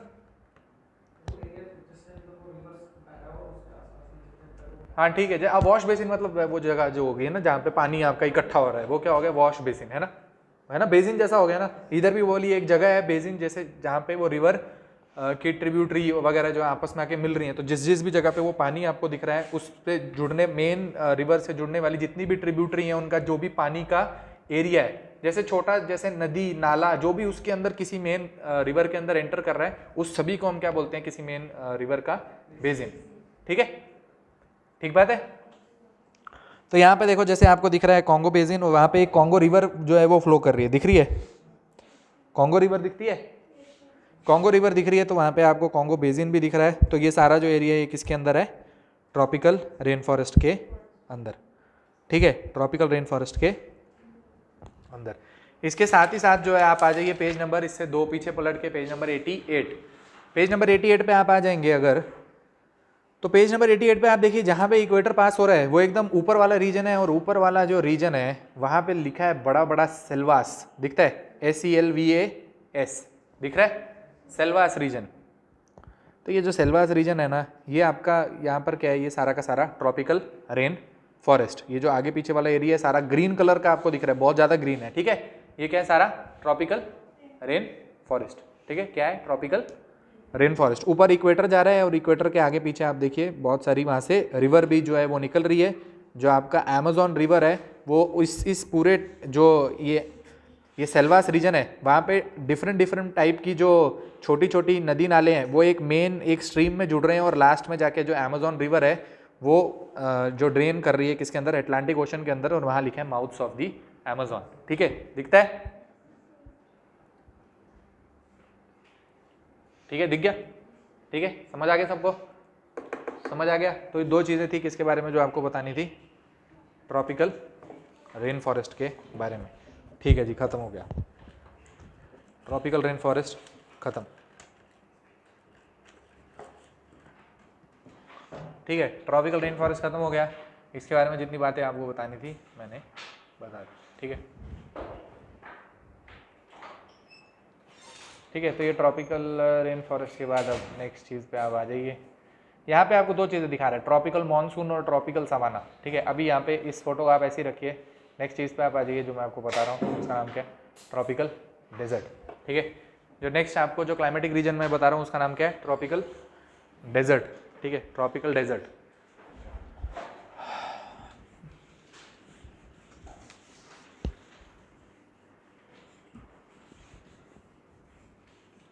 ठीक है, सेकंड चीज़ क्या है, ट्रॉपिकल डेजर्ट। ठीक है, ट्रॉपिकल डेजर्ट के बारे में आप सुनिए। ट्रॉपिकल डेजर्ट आप देखिए आपको कहाँ कहाँ दिख रहे हैं। आप देखिए ट्रॉपिकल जो डेजर्ट है आपके, आप देखिए ऊपर की तरफ आप चलिए तो आपको इक्वेटर दिख रहा है। इक्वेटर के आप ऊपर देखिए तो जो 30 डिग्री से नीचे वाली जगह है वहाँ पे आपको एक बड़ा सा डेजर्ट दिख रहा है जिसका नाम क्या है, सहारा डेजर्ट। आपको क्या दिख रहा है, बड़ा सा डेजर्ट दिख रहा है जिसका नाम क्या है, सहारा डेजर्ट। उसी लैटिट्यूड में आप साइड में जाइए तो आपको पता है, आपको अमेरिका में सोनोरन डेजर्ट, मोहावे डेजर्ट, वो सारे डेजर्ट भी दिखते हैं। ठीक है, सेम लैटिट्यूड में आप अफ्रीका से हट के इधर आ जाइए तो ये आपको सऊदी अरेबिया दिख रहा है, ईरान दिख रहा है। यहाँ पे क्या है, बहुत सारे डेजर्ट। ठीक है, अभी इन सब के नाम जो है हम देखेंगे। ठीक है, ठीक बात है, ठीक है, इन सब के नाम हम देखेंगे। तो ये जो इस फोटो में आपको नीचे दिखा रहा है ये सब ट्रॉपिकल डेजर्ट नहीं है। ठीक है, ये तो बहुत नीचे है। ठीक है, टेम्परेट रीजन मतलब नीचे चला गया बहुत ज़्यादा। ठीक है, ये नीचे वाली फोटो मत देखो, अभी आप सिर्फ ऊपर वाली फोटो देखो। ये तो इस फोटो में आपको उसने जोड़ दिया बहुत सारी चीज़ें। ठीक है, बहुत सारे डेजर्ट जोड़ दिए। आपको कौन सी जगह देखनी है, अभी हम कहाँ पर थे, अभी हम यहाँ पर थे। कहाँ पे थे, यहाँ पे। अभी हम कहाँ पे थे, इक्वेटर पे। ठीक है, अभी आपको जो जगह दिख रही है वो क्या है, ट्रॉपिकल डेजर्ट। यहाँ पे दिख रहा है। ठीक है, यहाँ पे दिख रहा है, यहाँ पे दिख रहा है। ठीक है, ये वाला डेजर्ट दूसरा है, कॉन्टिनेंटल डेजर्ट। ठीक है, फिर आपको दिख रहा है, यहाँ पर दिख रहा है, यहाँ पर दिख रहा है। ठीक है, ये सब क्या है आपके ट्रॉपिकल डेजर्ट। ये सब क्या है आपके ट्रॉपिकल डेजर्ट। ठीक है, ट्रॉपिकल डेजर्ट आपको समझ आ गया क्या है, इसकी लोकेशन क्या है वो आपको समझ आ गई। ठीक है, अब आप एक चीज़ समझिए, ट्रॉपिकल डेजर्ट है तो अब डेजर्ट वाला जो कोई भी आपका क्लाइमेटिक रीजन होगा तो उसकी क्या खास बात होगी भाई। डेजर्ट वाले रीजन में क्या होता है, डेजर्ट वाले रीजन में अलग अलग मतलब वहाँ पर कोई डेजर्ट होगा जो क्या होता है, सैंडी डेजर्ट होगा। ठीक है, कोई डेजर्ट होगा, उसके डेजर्ट के क्या होते हैं, दो टाइप होते हैं। ठीक है, एक होता है सैंडी डेजर्ट, एक क्या होता है, रॉकी डेजर्ट। ठीक है, एक जगह होती है जहाँ पर सिर्फ रेत होती है, जैसे आपने जो सऊदी अरेबिया वगैरह के आप देखोगे डेजर्ट तो उधर क्या होती है, रेत। ठीक है, उस पर वो गाड़ियाँ दौड़ा रहे होते हैं, एकदम वैसा टाइप के उनके डेजर्ट होते हैं। ठीक है, और उसी के सामने आप ईरान वगैरह के डेजर्ट देखेंगे तो वो उतने ज़्यादा रेतीले नहीं होते। ठीक है, उसमें क्या है, रॉकी स्ट्रक्चर जो है वो थोड़ा ज़्यादा होता है। ठीक है, डेजर्ट का मतलब क्या होगा, डेजर्ट का मतलब ये नहीं होता है रेत होनी चाहिए, है ना, बात समझ आई। क्योंकि क्या लद्दाख तो क्या कोल्ड डेजर्ट, तो वहाँ पे कोई रेत थोड़ी है। डेजर्ट किसके, डेजर्ट जो है वो जोग्राफिकल टर्म है, मतलब वहाँ रेनफॉल नहीं होती है। ठीक है, ये मतलब होता है किसी भी जगह का डेजर्ट होने का। ठीक है, सही बात है। आप दिमाग में डेजर्ट सोच दो तो आपको तो रेत दिखती है, वो मतलब नहीं होता। ठीक है, ठीक है, डेजर्ट है ना, लद्दाख को बोलते हैं ना कोल्ड डेजर्ट, तो लद्दाख में कोई रेत है, आपने देखी कभी रेत लद्दाख में, नहीं है ना। डेजर्ट मतलब लद्दाख में बारिश नहीं होती है। ठीक है, उसलिए कोल्ड डेजर्ट मतलब ठंडा है तो कोल्ड डेजर्ट उस टाइप से नाम दिया। ठीक है, वैसे आप आगे चल के हम देखेंगे कि जो ईरान के डेजर्ट हैं वो क्या है, थोड़े रॉकी। तो दो टाइप की डिस्टिंक्शन हो सकती है, जो डेजर्ट होते हैं वो क्या हो सकते हैं, सैंडी हो सकते हैं और क्या हो सकते हैं, रॉकी हो सकते हैं। ठीक है, ठीक है, तो सैंडी और रॉकी जो है यहाँ पे सारा जो नीचे का मतलब रॉक क्या है, या तो सैंडी है या फिर रॉकी है। ठीक है, और क्या हो सकता है, यहाँ पे क्योंकि रेनफॉल नहीं हो रही है तो उसकी वजह से क्या है, वेजिटेशन यहाँ पर होगा नहीं। वेजिटेशन नहीं होगा तो वहाँ पे कोई खाने के लिए कुछ नहीं है, तो एनिमल भी वहाँ पे आपको स्केयर आपको दिखेंगे। ठीक है, ठीक है, नहीं दिखेगा कोई भी। तो यहाँ पर जो भी प्लांट वगैरह उगेगा उसके नाम आपको एक आदि के पता ही है। ठीक है, वो जेरोफाइटिक प्लांट होते हैं। ठीक है, क्या बोलते हैं उनको हम, जेरोफाइटिक प्लांट। जैसे कि क्या होता है, कैक्टस, है ना, जैसे कि क्या होता है कैक्टस। ठीक है, तो xerophytic xerophytic plants for example cactus, वो क्या होता है, अपने लीव्स में वो पानी स्टोर करके रखते हैं, ठीक है, वैक्सी मटेरियल होता है, तो क्या करता है, लॉस नहीं होने देता है पानी को, ठीक है, ठीक है। तो उनकी जो लीव्स होती हैं वो क्या होती हैं, थोड़ी वैक्सी होती हैं, पानी को रिटेन करके रखते हैं, और अगर पानी नहीं भी मिले तो उग जाता है, ठीक है, क्या, कैक्टस, ठीक है। तो कैक्टस या फिर कैक्टस लाइक जो भी और प्लांट्स वगैरह होंगे वो आपको डेजर्ट कंडीशन में दिखेंगे, ठीक है। तो यहाँ पर ये नहीं है, तो उसके बाद यहाँ पर कोई आपको फिर एनिमल वगैरह क्या दिखेगा भाई, हाँ ठीक है, हर जगह कैमल नहीं होगा पर मतलब ठीक है, कैमल मिल जाएगा आपको, ठीक है, ये लीजिए कैमल लिख दिया, कैमल, ठीक है, कैमल मिल गया आपको, ठीक है। और बहुत सारे आपको रेप्टाइल दिखेंगे छोटे छोटे, जो कि उस कंडीशन के हिसाब से जो अपने आप को ठीक है मोल्ड कर चुके हैं जी। फॉर एग्जांपल स्नेक है ना, ठीक है, फॉर एग्जांपल रेटल स्नेक, ठीक है, ये लीजिए रेटल स्नेक, ठीक है। रेटल स्नेक देखा होगा, एक बंदा था वो नेट जियो में जाता था ऑस्ट्रेलिया में, है ना, वहाँ पे बड़ी गर्मी होती थी, फिर वो पूंछ ऐसे ही लाता था तो बोलता था देखो ये रेटल स्नेक है, ऐसे ही था, ठीक है। तो बस आपने देखा है वो, तो आपको समझ आ गया, ठीक है, रेटल स्नेक दिख गया आपको। और वहाँ पे उतनी कोई खास चीज़ नहीं है, कुछ ट्राइब वगैरह रहती हैं, जो भी मिलता है वहाँ पे वो जो खा लेती हैं, तो इसके बारे में कुछ भी ऐसा भारी भरकम बताने लायक नहीं है, ठीक है। बताने लायक क्या है, बताने लायक ये है कि why tropical deserts are situated on the western margins of the continent, ठीक है, why tropical deserts are situated on the western margins of the continent. ये क्वेश्चन आप लिखिए, लिखिए जरा क्वेश्चन लिखिए, why tropical deserts are situated on the western margins of the continent. आप नीचे वाले भी अगर डेजर्ट देखेंगे तो वो भी वेस्टर्न साइड में है, ठीक है। इस फोटो में अगर आप नीचे वाले डेजर्ट देखेंगे तो वो भी कहाँ पर है, नीचे वाले आप डेजर्ट देखेंगे तो वो भी कहाँ पर है, why tropical deserts are situated on the western margins of the continent, why tropical deserts are situated on the western margins of the continent, ठीक है। तो वो सवाल है, उसके नीचे उसके दो एक्सप्लेनेशन है। पहला क्या है, पहला एक्सप्लेनेशन ये है because of the cold ocean current, ठीक है, पहला क्या है, because of the cold ocean current, because of the cold ocean current, पहला क्या है, because of the cold ocean current. और सेकंड क्या है, सेकंड क्या है, because of the tropical easterlies, because of the tropical easterlies, ठीक है, ठीक है, because of the tropical easterly. अब इन दोनों चीजों का आप इसके अंदर फिट करो और आपको आंसर पता चल गया। क्या आंसर पता चला भाई, आपको एक चीज बताइए कि जो भी वेस्टर्न साइड होती है कॉन्टिनेंट की, वहां पे क्या चलती है आपकी, कोल्ड करंट चलती है, ठीक है, कोल्ड करंट चलती है, नहीं यहाँ से आती है ऐसे, यहाँ से कोल्ड करंट आती है, ठीक है। तो वेस्टर्न साइड पे कोल्ड करंट चलेगी तो उसकी वजह से क्या होगा, मतलब ड्राइंग इफेक्ट देगा वहाँ पे बहुत ज़्यादा, क्या देगा, डेसिकेटिंग इफेक्ट, ड्राइंग इफेक्ट वहाँ पर देगा बहुत ज़्यादा, और ड्राइंग इफेक्ट देने की वजह से वहाँ पर जो हवा का सारा मॉइस्चर होगा उसको एब्जॉर्ब कर लेगा, तो वहाँ पे कोई भी क्लाउड का फॉर्मेशन नहीं होगा और प्रेसिपिटेशन नहीं होगा, ठीक है। ये चीज़ आपको बताइए। सेकंड चीज़ जो आपको बताई, जो इसमें आपको लिखवाई, वो क्या है, ये this area is under the influence of easterly, ठीक है, this area is under the influence of easterly. तो भाई ईस्टर्ली यहाँ से मॉइस्चर लेकर आएगी सारा का सारा ओशन से, तो जो ये ईस्टर्न पोर्शन होगा लैंड का, वहीं पर क्या करवाएगी, बारिश, जैसे यहाँ से तो यहाँ पे ईस्टर्न साइड बारिश करवाई, यहाँ पे ईस्टर्न साइड बारिश करवाई, तो जब तक वो वेस्टर्न साइड में पहुँचती है, किसके, कॉन्टिनेंट के, जब तक वो वेस्टर्न साइड में पहुँचती है तो उसकी जो हवाएं होती हैं उसमें मॉइस्चर जो होता है वो खत्म हो गया होता है, और अब वहाँ पे मॉइस्चर नहीं बचता, तो वहाँ पे जो भी है बारिश वगैरह वो नहीं करवा पाती। बात समझ आई क्या कह रहा हूँ, ठीक है। पहली चीज़ क्या है, उसका एक्सप्लेनेशन क्या है, पहली चीज़ because western side, because on the western side क्या फ्लो करता है, कोल्ड ओशन करंट, कहाँ पे, वेस्टर्न साइड में क्या फ्लो करता है, कोल्ड ओशन करंट।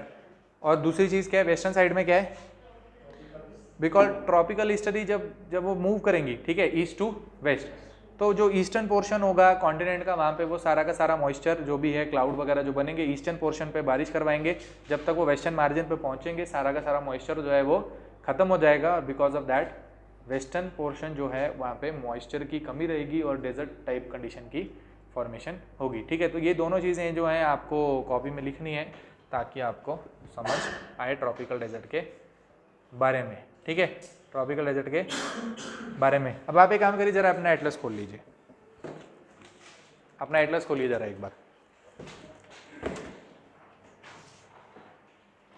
ठीक है, एटलस खोलिए और जरा आ जाइए पेज नंबर 88 वापस से, जो क्या था, नहीं पेज नंबर 90, पेज नंबर 92 पे आ जाइए जहाँ पे अफ्रीका लिखा है, ठीक है। पेज नंबर आप 92 पे आ जाइए जहाँ क्या लिखा है, अफ्रीका, ठीक है। जहाँ पे क्या लिखा है, अफ्रीका, जहाँ पे क्या लिखा है, अफ्रीका, ठीक है। तो अफ्रीका जहाँ लिखा है तो वहाँ पे आप देखिए जरा, एक डेजर्ट है जिसका नाम क्या है, सहारा डेजर्ट। वो इतना बड़ा डेजर्ट है, आपको दिख रहा है सेंटर ही सेंटर में, ठीक है। सेंटर में आपको एक डेजर्ट दिख रहा है जिसका नाम क्या है, सहारा डेजर्ट, ठीक है। सहारा डेजर्ट के साइड में और भी छोटे छोटे, जैसे ऊपर एक लिबियन डेजर्ट लिखा है, इधर साइड में आप देखोगे तो एक और डेजर्ट के बारे में लिखा है, तो ठीक है, वो सब हम मान के चलते हैं, वो सब सहारा डेजर्ट उसके बीच में है, ठीक है। एक बड़ा डेजर्ट है जिसके बीच में एक छोटे छोटे अलग से डेजर्ट है। नीचे आप आएंगे तो इसी में आप सबसे नीचे आप देखेंगे तो आपको एक दिख रहा है नामीब डेजर्ट, ठीक है। क्या दिख रहा है, नामीब डेजर्ट, NAMIB, क्योंकि आप पॉलिटिकल मैप में देखेंगे तो वहाँ पे जो कंट्री है उसका नाम क्या है, नमीबिया, ठीक है। क्या कंट्री है उसका नाम क्या है, नमीबिया, ठीक है। जहाँ से आपके क्या आए हैं, चीता, चीता आए हैं नामीबिया से। चीता कहाँ से आए हैं, नामीबिया से, ठीक है। चीता आपके कहाँ से आ गए, नामीबिया से, ठीक है।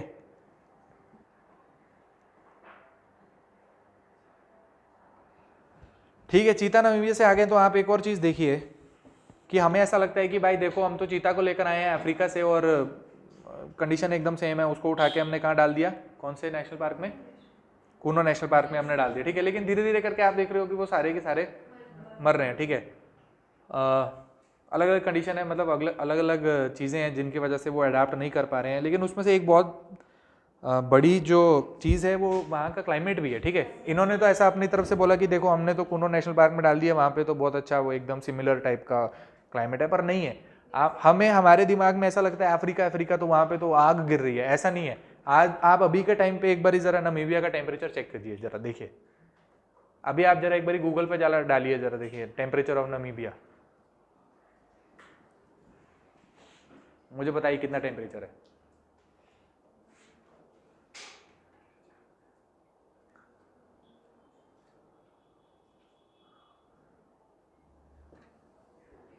कितना, 24 डिग्री, ठीक है। हमारे यहाँ से भी 24 तो मतलब क्या होता है भाई, 24 तो मतलब ठंडा इलाका होता है, ठीक है। 24 डिग्री तो मतलब क्या हो गया, 25 से कम तो मतलब बहुत बढ़िया एरिया हो गया कोई, ठीक है। 24 डिग्री टेम्परेचर है नामीबिया का, ठीक है, इस टाइम। तो आप समझिए हम लेकर आए हैं उनको, जहां पे हमने डाला है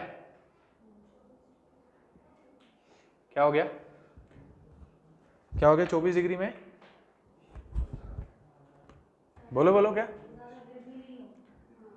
भाई। वहां से इनको निकाल के उनको डाला कहां पर, कूनो नेशनल पार्क में। कूनो नेशनल पार्क में थोड़ी दिन पहले जब ये मर रहे थे तब कूनो नेशनल पार्क में 44.6 डिग्री टेम्परेचर था, ठीक है, ठीक है। और ये ना तो इनके प्रे के लिए मतलब ये दौड़ पा रहे हैं, थोड़ा सा दौड़ेंगे तो भाई इतनी गर्मी में वहाँ पे ना उमस से इतनी ज़्यादा है, ठीक है, ठीक है, ठीक है। तो बहुत ज़्यादा टेम्परेचर का डिफरेंस है, हमें पता नहीं, मुझे भी नहीं समझ आता कि क्या सोच के इन्होंने बोला कि सेम क्लाइमेटिक कंडीशन है, ठीक है, ठीक है। तो समझ आ गया आपको ये आपको दिख गया तो बस आप क्या करिए, अब आ जाइए वो वाले पेज पे आइए जहाँ पर क्या है, ये सऊदी अरेबिया और ईरान है, ज़रा उसको भी आप देख लीजिए, ठीक है। पेज नंबर 73 पे आप आ जाइए, वेस्ट एशिया वहाँ पे लिखा है, पेज नंबर 73। पेज नंबर 73 पे आप देखेंगे वहाँ पे 2-3 डेजर्ट हैं, उनके नाम आप अभी देख लीजिए, वापस से जब हम वर्ल्ड ज्योग्राफी देखेंगे तो वहाँ पे आपको पता चल जाएगा। 2-3 यहाँ पे इंपॉर्टेंट डेजर्ट हैं, उनको आप ज़रा मार्क करिए, ठीक है। सऊदी अरेबिया का सबसे इंपॉर्टेंट डेजर्ट है जिसका नाम है रूबल खली, ठीक है। तो रूबल खली जो है बड़ा बड़ा, जहाँ पे सारी मूवी की शूटिंग होती है, वो पर ऐसे वो चील पकड़ के, देखो हम तो दुबई आ गए, यहाँ पे आ गए, सऊदी अरेबिया गए, ठीक है। वो सॉन्ग कौन सा है, रूबल खली, ठीक है, कौन सा है, रूबल खली। तो बस आप वो देख लीजिए, रूबल खली आप देख लीजिए। रूबल खली आपको दिख गया तो मतलब ये क्या है, एक इंपॉर्टेंट डेजर्ट किसका, सऊदी अरेबिया का, ठीक है। अब आप यहाँ से ऊपर की तरफ आइए तो यहाँ पे आपको ईरान दिख रहा है। ईरान में आप देखिए 2 इंपॉर्टेंट वहाँ के डेजर्ट, एक का नाम है दस्ते काविर, एक का नाम है दस्ते लूत, ठीक है। 2 अलग अलग डेजर्ट हैं, आप लिख सकते हैं। नहीं है आपके पास एटलस, नहीं है, एटलस लेकर आओ आप, ठीक है, एटलस लेकर आओ, स्टूडेंट एटलस लेकर आओ और उसको आप उसमें मार्क करेंगे, ठीक है, ठीक है। दस्ते काविर ऊपर की तरफ है, दस्ते लूत नीचे की तरफ है। दस्ते काविर और दस्ते लूत LUT और दस्ते काविर KAVIR, ठीक है। ईरान, ईरान, दस्ते काविर, दस्ते लूत, दस्ते काबिर और दस्ते लूत। ठीक है, तो दो इंपॉर्टेंट डेजर्ट हैं यहाँ पे, उनको आप मार्क कर लीजिए। ठीक है, और डेजर्ट के बारे में और वापस से एक बार आप साउथ अमेरिका भी वो नॉर्थ अमेरिका वापस से देख लीजिए, वहाँ पर आप वापस से उसको देख लीजिए, एक बार खोल लीजिए पेज नंबर पे आप आ जाइए, पेज नंबर 80, पेज नंबर 82। ठीक है, पेज नंबर 82 पे आप आ जाइए। पेज नंबर 82 पे आपको दिख जाएगा सोनोरन डेजर्ट। ठीक है, पेज नंबर 82 पे आपको दिख जाएगा सोनोरन डेजर्ट और उसी के आसपास आपको दिखेगा मोहावे डेजर्ट। ठीक है, सोनोरन डेजर्ट और मोहावे डेजर्ट दिखता है। ठीक है, जिसके पास नहीं है एटलस वो साथ में जरा थोड़ा देखो और उसका स्पेलिंग वगैरह आप लिख लीजिए। ठीक है, सोनोरन डेजर्ट दिख रहा है? क्या चीज? साइड आपको पता है ना, वेस्टर्न साइड की तो बात हो रही है। डेजर्ट कहां पर होंगे? वेस्टर्न साइड में। तो वेस्टर्न साइड में ये नीचे है सोनोरन डेजर्ट और मोहावे डेजर्ट दिखता है। ठीक है, दिख गया सोनोरन डेजर्ट और मोहावे डेजर्ट। तो ये दोनों डेजर्ट भी आपने जो है मार्क कर लिया। आपको समझ आ गया कि भाई डेजर्ट कहाँ पर होता है, डेजर्ट बनने का फॉर्मेशन के पीछे वजह क्या है और वहाँ पर क्या फ्लोरा होगा, क्या फोना होगा। पेड़ वेड़ वहाँ होंगे नहीं, फ्लोरा भी बहुत थोड़ा सा है, फोना भी बहुत थोड़ा सा है। तो ये सारी चीज़ें किसके बारे में थी? ट्रॉपिकल डेजर्ट के बारे में। और tropical desert why they form on the western margin of the continent, तो उसके पीछे दो वजह हैं, एक कोल्ड ओशन करंट, दूसरा ट्रॉपिकल ईस्टर्ली। ठीक है, तो दोनों चीज़ें आपको समझ आ गई। ट्रॉपिकल डेजर्ट वाला जो है खत्म हो गया हमारा काम। ठीक है, ट्रॉपिकल डेजर्ट खत्म हो गया। अभी नेक्स्ट जो चीज़ है उसका नाम क्या है? ट्रॉपिकल। अब देखो दो चीज़ें हमने देख ली। ठीक है, वो पहली वाली फोटो मैंने आपको इसलिए नहीं दिखाई। अब देखो हमने दो चीज़ें देखी। एक चीज़ देखी जहाँ पे बहुत ज़्यादा बारिश हो रही है, कहाँ पे? बहुत ज़्यादा जहाँ पे बारिश हो रही है, जिसको हम क्या बोल रहे हैं? Tropical rain forest. एक चीज़ देखी जहाँ पे बिल्कुल बारिश नहीं हो रही, जिसको हमने क्या बोला? Tropical desert. अब उन दोनों के बीच की कोई जगह होगी, तो आप समझो आप रेन फॉरेस्ट, बहुत बड़े बड़े पेड़ है, वहां से निकल के डेजर्ट की तरफ जाओगे तो अचानक से तो रेत नहीं आ जाएगी, है ना। तो एक ट्रांजिशन वाला जोन होगा। ठीक है, वो जो ट्रांजिशन वाला जोन है उसी को हम क्या बोलते हैं? Tropical grass land. उसको हम क्या बोलते हैं? Tropical grass land. ठीक है, उसको क्या बोलेंगे? Tropical grass land. ठीक है,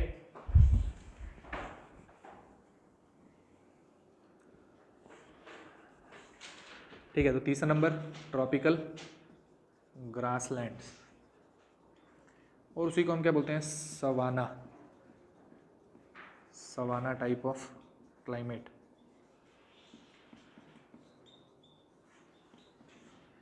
ठीक है, सवाना टाइप ऑफ क्लाइमेट। ठीक है, जो थर्ड चीज हमारे पास है उसको हम बोल रहे हैं ट्रॉपिकल ग्रासलैंड, और उसी को हम बोल रहे हैं सवाना टाइप ऑफ क्लाइमेट। ठीक है,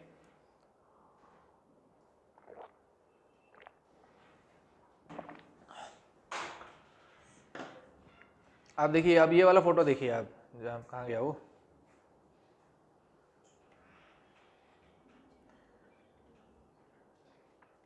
ठीक है, ये वाला फोटो देख रहे हो आप। इसमें आप देखो एक जगह है जहाँ पे लिखा है ट्रॉपिकल सवाना, दिख रहा है? ब्लू ब्लू कलर का जो आपको दिख रहा है, ये क्या है? Tropical savanna. ये हो गया, ये हो गया, ये हो गया, ये इंडिया में देखो आप इतना सारा, ये सब क्या है? सवाना। ये सब क्या है? सवाना। ये सब क्या है? सवाना। ठीक है, तो ये वाला एरिया क्या है? Tropical savanna. ठीक है, और ट्रॉपिकल सवाना को ही हम क्या बोलते हैं? ट्रॉपिकल सवाना को ही हम क्या बोलते हैं? नहीं, ट्रॉपिकल ग्रासलैंड। ये सब क्या है? ट्रॉपिकल ग्रासलैंड, और उसी को हम क्या बोलते हैं? सवाना। ठीक है, सवाना टाइप ऑफ क्लाइमेट। तो अभी ग्रासलैंड है। ग्रासलैंड का मतलब क्या है भाई? जहाँ पे क्या होगी? घास। ठीक है, अभी पेड़ की बात नहीं हो रही, रेत की बात नहीं हो रही, डेजर्ट की बात नहीं हो रही, अब ग्रास की बात हो रही है। ट्रॉपिकल ग्रासलैंड है। वैसे क्या आएंगे? Temperate grassland. तो अभी ट्रॉपिकल रीजन की बात हो रही है, ट्रॉपिकल ग्रासलैंड, जिसको हम बोलते हैं सवाना। सवाना का जो सबसे इंपॉर्टेंट फीचर है वो क्या है? डिस्टिंक्ट वेट और ड्राई सीजन। क्या है? Distinct wet and dry season. ठीक है, distinct wet and dry season. जैसे इंडिया में भी आपको दिख रहा है, तो इंडिया में आपको पता है क्या है भाई? मानसून टाइप ऑफ क्लाइमेट है। तो ऐसे तो गर्मी रहती है, और कुछ मौसम होते हैं जब लगातार बारिश होती है, तो उसको बोलते हैं बारिश का मौसम। ऐसे हम बोलते हैं बारिश नहीं पड़ रही, तो क्या? डिस्टिंक्ट वेट और ड्राई सीजन। ठीक है, अब उसमें लोकल फिनोमिना की वजह से बारिश हो जाती है, वो अलग बात है। ठीक है, मैं बोल रहा हूँ एक पूरा सीजन जिसमें बारिश हो रही है, तो एक हमने अलग से एक सीजन रखा है जिसको क्या बोलते हैं? Rainy season. ठीक है, जिसको हम बोलते हैं मानसून आ गया, मानसून। ठीक है, तो ये जो जगह है यहाँ पर क्या है? सबसे बड़ा इसका खास फीचर क्या है? डिस्टिंक्ट वेट और ड्राई सीजन। ठीक है, पहली चीज इसके बारे में ये है सेकंड जो चीज़ इसके बारे में है वो आपको दिखेगी फोटो देखकर, ठीक है। तो आप जरा फोटो देखिए, फोटो जरा ये फोटो आप देख लीजिए, ठीक है। ये वाली जो फोटो आपको दिख रही है और जितने भी नेट जियो में आपको जो भी फोटो दिखती है, जो भी वीडियो दिखती है, वो सब क्या होता है, सवाना, ठीक है। तो दूसरी आपको जो इसमें देखने में पता चल रही है वो क्या है, शॉर्ट ग्रास, नहीं शॉर्ट ट्रीज, ठीक है। सेकंड जो चीज आपको दिख रही है वो क्या है, शॉर्ट ट्रीज और क्या है, टॉल ग्रास, ठीक है। शॉर्ट ट्रीज और टॉल ग्रास, ठीक है। इसका फीचर क्या है, सवाना टाइप ऑफ जो क्लाइमेट होता है, सवाना टाइप ऑफ क्लाइमेट जो होता है उसका सबसे ज़्यादा इंपॉर्टेंट फीचर क्या है, डिस्टिंक्ट वेट और ड्राई सीजन। सेकंड चीज़ क्या है कि ट्रीज जो होंगे उनकी हाइट क्या होगी, काफ़ी ज़्यादा कम, और जो घास होगी उसकी हाइट क्या होगी, ज़्यादा, ठीक है। शॉर्ट ट्रीज और लॉन्ग ग्रासेस, ठीक है। और जो ट्री है एक तो वो शॉर्ट है, दूसरा वो डेंस नहीं है, वो बड़ी दूर दूर है, ठीक है। ट्री क्या है, काफ़ी ज़्यादा दूर दूर, तो एक ट्री इधर है, फिर एक ट्री बड़ा दूर है, एक ट्री उधर है, बहुत दूर दूर है, ठीक है। तो ट्री जो है वो बहुत क्या है, दूर दूर है, डेंस नहीं है, ठीक है। ट्री क्या है, डेंस नहीं है और दूर दूर है, एक दूसरे से दूर दूर सिचुएटेड है, ठीक है। और क्या पता चल रहा है इसके बारे में, इसके बारे में ये पता चल रहा है कि हाँ, सवाना वाला जो रीजन होता है वहाँ पे एक टाइम पे मतलब गर्मी रहती है और उसके बाद बारिश होती है, तो ये जो नीचे आपको येलो येलो घास दिख रही है वो हरी हो जाती है और लंबी हो जाती है, ठीक है। ये जब फोटो ली है तब मतलब आप समझो यहाँ पे ड्राई सीजन चल रहा होगा, ठीक है। ये ड्राई सीजन की फोटो ली है और जब यहाँ पे ये वेट सीजन आएगा उस टाइम क्या होगा, खूब बारिश पड़ेगी, उसकी वजह से जो ये जो सारी घास है वो क्या हो जाएगी, लंबी हो जाएगी, ठीक है। हरी हो जाएगी और लंबी हो जाएगी, ठीक है। अच्छा, और इसके बारे में क्या खास बात है, खास बात ये कि जितने भी आपको वाइल्ड एनिमल दिखते हैं बड़े बड़े, ठीक है, जितने भी जिराफ और लायन, ठीक है, जेब्रा वगैरह, वो जो भी सारे आपको वाइल्ड लाइफ दिखता है, ठीक है, वो सारा आपको कहाँ पे दिखता है, इस एरिया के अंदर, सवाना ग्रासलैंड के अंदर, ठीक है। तो कोई फोटो निकाली थी, कहाँ गई, और निकाल लेते हैं, ठीक है। फोटो से देखें तो आपको और समझ आएगा। ये देख लीजिए, ठीक है, कुछ भी देख लो, ये देख लो ज़रा, ठीक है। ये दिख रहा है आपको, तो देखो ऊपर बारिश, मतलब वो सब बादल बादल आ रहे हैं, तो ये येलो और हरा हो गया, आपको जेब्रा वगैरह दिख रहा है। जो भी आप देखते हो वो नेट जियो वाले तो बस कैमरा लेके बैठ गए हैं सवाना में, ठीक है, ठीक है। तो ये वाला फोटो आप देख लो, ठीक है। ट्रीज लंबे हैं, नहीं है लंबे, कहाँ है लंबे, ये लंबा ट्री है, ये नहीं है, ट्री लंबा नहीं है, ट्री लंबा नहीं है। ट्री लंबा, आप देखो लंबा और छोटा होने का मतलब क्या होता है भाई, लंबा और छोटा होना वो क्या है, रिलेटिव कॉन्सेप्ट है। मैं लंबा हूँ, ऐसा मैं लंबा, भाई मेरे आगे अमिताभ बच्चन, वो मेरे से ज्यादा लंबा है ना। लंबा छोटा होना क्या है, रिलेटिव कॉन्सेप्ट है। अभी यहाँ पे लंबा और छोटा होना किसके, वो ट्रॉपिकल रेन फॉरेस्ट के कंपेरिजन में बात हो रही है, ठीक है। किसके बारे में बात हो रही है, ट्रॉपिकल रेन फॉरेस्ट के कंपेरिजन में बात हो रही है। और जो डिफरेंस ऑफ हाइट है बिटवीन ग्रास और वो उसका वो डिफरेंस आपको बता रहा है, ठीक है, कि जो पेड़ होगा वो क्या होगा, उसकी हाइट छोटी होगी। ये देखो ना, ये एक आधा पेड़ आपको बड़ा दिख रहा है, ये सब देखो क्या है, ये तो सब ये सब पेड़ है, ये छोटे छोटे दिख रहे हैं, ये देखो ये क्या है, इनकी हाइट है क्या, कुछ कुछ भी नहीं है। ये एक स्पेशल टाइप का पेड़ है, इसका नाम आपको बताऊंगा। ये आपको, आपने देखा होगा ऊपर से ऐसा फ्लैट होता है, ठीक है, ठीक है। अकेसिया ट्री बोलते हैं इसको, ACACIA, ठीक है, अकेसिया ट्री, ठीक है। क्या बोलते हैं, अकेसिया ट्री, ACACIA, ठीक है, अकेसिया ट्री, ठीक है, ठीक है, ठीक है। तो ये सब क्या है, आपका सवाना ग्रासलैंड, ठीक है। उसमें आपको सब दिख गया क्या क्या है। ये देखो, ये हाथी भी है, ये सब क्या है, सवाना ग्रासलैंड। ये कहाँ है बड़ा पेड़, देखो कुछ भी नहीं है, ठीक है। तो ये क्या है, सवाना ग्रासलैंड। क्या क्या पता चला इसके बारे में, सवाना ग्रासलैंड है वो ट्रांजिशन है किस किस के बीच में, ट्रॉपिकल रेन फॉरेस्ट और ट्रॉपिकल डेजर्ट के बीच में, ठीक है। दूसरी चीज क्या पता चली कि भाई यहाँ पे क्या डिस्टिंक्ट वेट और ड्राई सीजन है, कुछ महीने जो है सूखा रहेगा, कुछ महीने यहाँ पे बारिश होगी।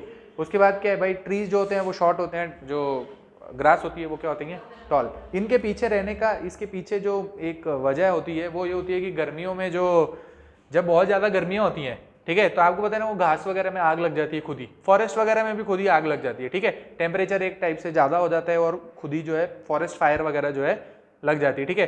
तो अगर यहाँ पे गर्मियों के समय जब बहुत ड्राई सीजन होता है, बहुत ज़्यादा गर्मी पड़ रही है, तो जो ग्रास होती है उसमें फायर जब भी लगेगी तो जो भी ये ट्री वगैरह के जो भी सीड वगैरह नीचे गिरेंगे वो जर्मिनेट नहीं होंगे, वो सब जल जाएंगे और उसकी वजह से ग्रास का जो कंपटीशन है ट्री के साथ उसमें ग्रास हमेशा जीतती है, ठीक है। यहाँ पे ग्रास का दबदबा है, इसीलिए क्या ये ग्रास लैंड, ठीक है। इसलिए ये रेन फॉरेस्ट नहीं बन पाया, ठीक है। इसलिए इसमें फॉरेस्ट वर्ड का यूज नहीं हुआ, इसमें वर्ड का यूज क्या हो रहा है, ग्रास लैंड, ठीक है। इस इकोसिस्टम में ग्रास का दबदबा है ट्री के ऊपर, क्यों है, क्योंकि जब गर्मी होगी वो सारी ग्रास उसमें आग लग जाएगी, उसमें जो भी पेड़ वगैरह का सीड वगैरह गिरे होंगे जर्मिनेशन के लिए कि अगली बारी जब बारिश होगी और वहां से ये सब पेड़ नया उगेगा, वो सब नहीं हो पाता है, ठीक है।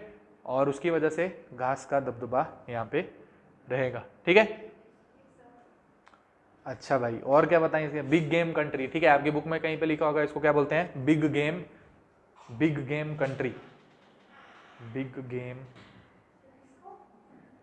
कंट्री। ये पूरा जो रीजन है, सवाना वाला जो रीजन है, इसको क्या बोलते हैं, बिग गेम कंट्री।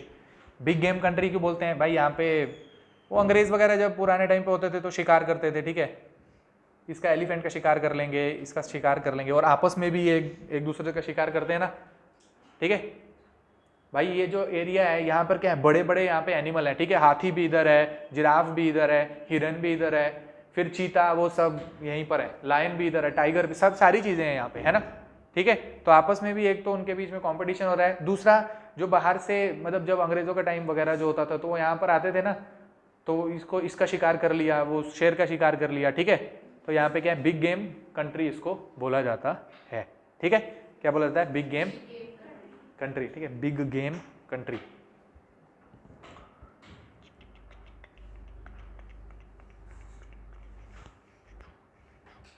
ठीक है, कोई और डाउट आपको इसके बारे में, सवाना टाइप ऑफ ग्रासलैंड के बारे में कोई और डाउट?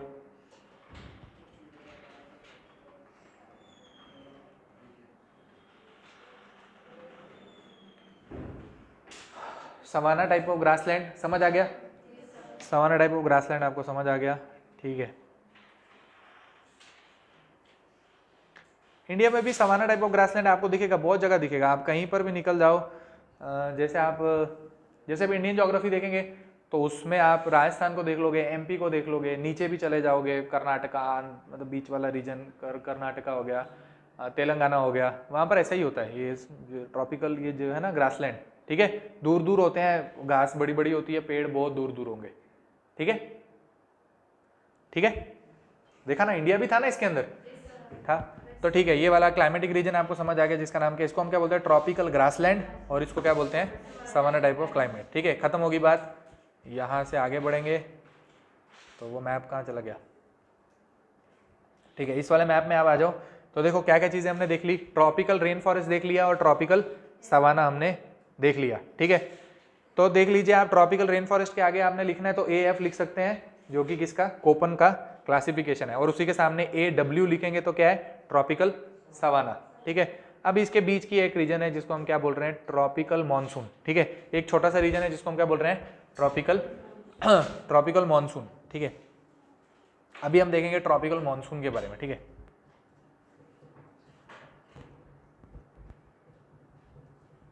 ठीक है, अब हम क्या देखेंगे, ट्रॉपिकल मॉनसून के बारे में, ठीक है। तो नेक्स्ट जो हमारा क्लाइमेटिक रीजन है इसको हम क्या बोल रहे हैं, ट्रॉपिकल मॉनसून टाइप, ठीक है। नेक्स्ट जो हमारा क्लाइमेटिक रीजन है उसको हम क्या बोलते हैं, tropical monsoon type of climate, ठीक है, tropical monsoon type of climate.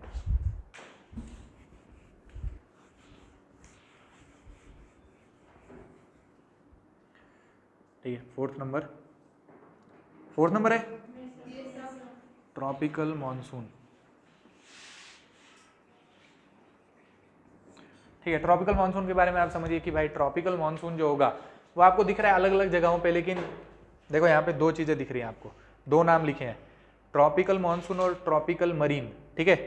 ये फोटो वैसे अच्छी नहीं है, अगर कोई और दूसरी फोटो दिखती है तो मैं आपको दिखाता हूँ, पर आप समझिए जो ट्रॉपिकल ट्रॉपिकल जो मानसून क्लाइमेट है वो सबसे ज़्यादा जो अच्छे से डेवलप होगा वो कहाँ पे डेवलप होगा, इंडियन सब कॉन्टिनेंट के ऊपर, ठीक है। इंडियन सब कॉन्टिनेंट हो गया, नीचे म्यांमार हो गया, इंडोनेशिया वगैरह हो गया, ऊपर चाइना वाला जो हिस्सा है वहाँ पर भी चला जाएगा, नीचे ऑस्ट्रेलिया का जो टिप है वहाँ पर भी दिख जाएगा, ये वाला जो यहाँ वाला पोर्शन, ये जो इंडियन ओशन के आसपास वाला रीजन है ना, ये रीजन यहाँ पे सबसे अच्छे से डेवलप होता है। जो टेम्परेचर मतलब जो क्लाइमेटिक कंडीशन उसको हम क्या बोल रहे हैं, tropical monsoon type of climate, ठीक है, tropical monsoon type of climate, ठीक है। अभी ट्रॉपिकल मानसून के बारे में आपको सारी चीज़ें बता चुका हूँ कि मानसून क्या होता है। मानसून क्या होता है, रिवर्सल ऑफ विंड, है ना। मानसून क्या होता है, रिवर्सल ऑफ विंड। पहले आप ये वाला फोटो देखिए जरा, इस फोटो में आप देखिए, इसको मैं जूम करता हूँ थोड़ा सा, ठीक है। देखिए जो इसमें सबसे ज़्यादा डार्क कलर था वो क्या था, ट्रॉपिकल रेन फॉरेस्ट, ठीक है। उसके बाद जो सबसे ज़्यादा लाइट कलर था वो क्या था, tropic savanna type of climate, ठीक है। और ट्रॉपिकल मानसून तो बिल्कुल छोटा छोटा आपको बीच में दिख रहा है, ठीक है। अब इसको मैं और थोड़ा सा अगर बड़ा करूँगा तो देखो आपको यहाँ पे दिख रहा है, ये यहाँ दिख रहा है, यहाँ, ठीक है। इसको मैं थोड़ा मिटा देता हूँ, ठीक है, ठीक है। बीच बीच में आपको दिखेगा, किस किस के बीच में दिखेगा, रेन फॉरेस्ट और सवाना के बीच में, ठीक है, रेन फॉरेस्ट और सवाना के बीच में, ठीक है। तो ट्रॉपिकल जो आपका मानसून टाइप ऑफ क्लाइमेट है, तो उसमें आपको सिर्फ मानसून के बारे में पढ़ना है। मानसून आपको पता है क्या होता है, मानसून क्या है, रिवर्सल ऑफ विंड। उसमें आपको सारी चीज़ें बताई कि जब समर होगा तो ऑन शोर होगी, जब विंटर होगा तो ऑफ शोर विंड होगी, ठीक है। और मानसून के बारे में खास बात क्या है कि भाई वही मतलब जैसा आपका सवाना है वैसे ही सिमिलर, वैसे ही आपका क्या है, ट्रॉपिकल मानसून। क्यों, वही डिस्टिंक्ट वेट और ड्राई सीजन होगा हमेशा। कुछ महीने होंगे जहाँ पे गर्मियाँ होंगी, कुछ महीने होंगे जहाँ पे बारिश होगी, ठीक है। तो डिस्टिंक्ट वेट और ड्राई सिमिलर टाइप का जैसे सवाना है वैसे ही क्या है, ट्रॉपिकल मानसून टाइप का क्लाइमेट, ठीक है। पर जो मानसून टाइप का क्लाइमेट होता है उसमें आपको इसकी खास बात क्या है, tropical monsoon type of climate की खास बात क्या है कि वो इंडिया के लिए जो है सबसे ज़्यादा ज़रूरी है ना। क्योंकि इंडिया क्या है, मानसून की कंट्री, ठीक है। इंडिया के लिए सबसे ज़्यादा, तो इंडिया इसका क्या है, सेंटर। फिर मानसून के ऊपर इंडिया की पूरी इकोनॉमी जो है वो डिपेंडेंट है, ठीक बात है, ठीक है। जो भी आप अपना इन्फ्लेशन टारगेटिंग करते हो, फिजिकल पॉलिसी देखते हो, वो सब पूरा सप्लाई डिमांड जो है वो किसके ऊपर है, मानसून के ऊपर, ठीक है। वो सब किसके ऊपर है, मानसून के ऊपर, ठीक है। जैसे आप समझिए आपने अपना, देखो थोड़ा सा मेरे को अब आपसे मतलब जो है इकोनॉमी के अंदर जाना पड़ेगा क्योंकि वो मानसून की बात आ गई तो थोड़ी सी बात करनी पड़ेगी, ठीक है। आप याद करो जब आपने इकोनॉमी पढ़ी होगी तो आपने देखा होगा कि दो तरीके होते हैं इन्फ्लेशन से लड़ने के, एक क्या होगा मॉनेटरी पॉलिसी, एक क्या होगा फिजिकल पॉलिसी, है ना। मॉनेटरी पॉलिसी में आप अलग अलग टाइप के क्वांटिटेटिव और क्वालिटेटिव टूल्स जो है उसको आप अपनाएंगे जिसकी वजह से आप इन्फ्लेशन से लड़ सकते हैं, ठीक है। उसके सामने क्या होगा, फिजिकल पॉलिसी, ठीक है। अब आपने सप्लाई डिमांड देखा है, आपने क्या देखा है कि मार्केट में जैसे अभी टमाटर वाला एग्जांपल चल रहा था कि टमाटर कम थे तो उसका रेट भी नहीं, टमाटर ज़्यादा थे तो उसका रेट भी कम था। अभी टमाटर कम हो गए हैं तो उसका रेट काफ़ी ज़्यादा हो गया है, ठीक है, सप्लाई डिमांड। अब ऐसे वाला जो कंडीशन है उसमें बैंक कुछ नहीं कर सकता है ना। अभी उसमें बैंक कुछ नहीं कर सकता है, बैंक क्या कर देगा इसमें, अब भाई पीछे सप्लाई डिमांड नहीं है तो बैंक तो इसमें आरबीआई कुछ नहीं कर सकता है। जो ये ऐसी जो चीज़ें होती हैं उसमें आरबीआई कुछ नहीं कर सकता है, ठीक है। इसमें सरकार को इंटरवीन करना पड़ता है जिसको हम क्या बोलते हैं, फिर सरकार को कोई फिजिकल पॉलिसी अपनानी पड़ेगी, ठीक है, ठीक है। सरकार को करना पड़ेगा, फिजिकल पॉलिसी अपनानी पड़ेगी। नॉर्मली ऐसे पढ़ने में तो इकोनॉमी आपको आसान लगती है, हाँ उधर लोगों के हाथ में पैसे ज्यादा तो पैसे कम कर दो तो इन्फ्लेशन, ये तो पढ़ने में आसान लगता है, वो ऐसे होता थोड़ी है, ऐसा होता थोड़ी है कि लोगों के हाथ से पैसा कम कर दो इन्फ्लेशन होता है, पैसा कम किसी के हाथ से नहीं होता, वो तो समझाने का पॉइंट ऑफ व्यू होता है, ठीक है। ऐसे करते हैं कंट्रोल, ऐसा होता नहीं है, असल में ऐसा नहीं होता है, ठीक है। तो मानो अभी मॉनसून की वजह से ही आपको पता है टमाटर, मतलब ये बहुत ज़्यादा बारिश होने की वजह से ही आपको पता है कि आपका जो वेजिटेबल थे वगैरह उनकी प्राइसेस जो है बढ़ गई थी, ठीक है, खराब हो गए। जो बच गए उन्होंने होर्डिंग कर ली, ठीक है, वो धीरे धीरे करके रिलीज करेंगे तो प्राइस जो है उसकी बढ़ी जाएगी, ठीक है। तो वहां पर जो है फिजिकल पॉलिसी जो है सरकार को अपनी लानी पड़ती है, और फिजिकल पॉलिसी में सरकार अलग अलग चीजें बोलती है। तो फिजिकल पॉलिसी में सरकार क्या कर सकती है, अभी जैसे अभी की कंडीशन में टमाटर का जैसे प्राइस जो है काफी ज्यादा बढ़ गया है, तो उससे लड़ने के लिए सरकार क्या कर सकती है, इन्फ्लेशन हो गया ना काफी, टमाटर महंगे हो गए हैं, अभी सरकार क्या कर सकती है, इन्फ्लेशन टारगेटिंग पड़ी ना आपने, क्या करेगी सरकार फिर अब इसमें, क्या करेगी?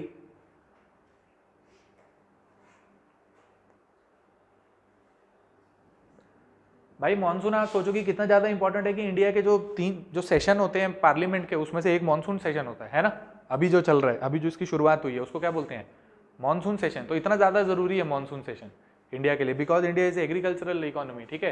तो मॉनसून सेशन अगर चल रहा है तो आप भले ये बताओ कि टमाटर के प्राइस बढ़ गए तो अभी सरकार के हाथ में क्या चीज है, क्या कर सकती है?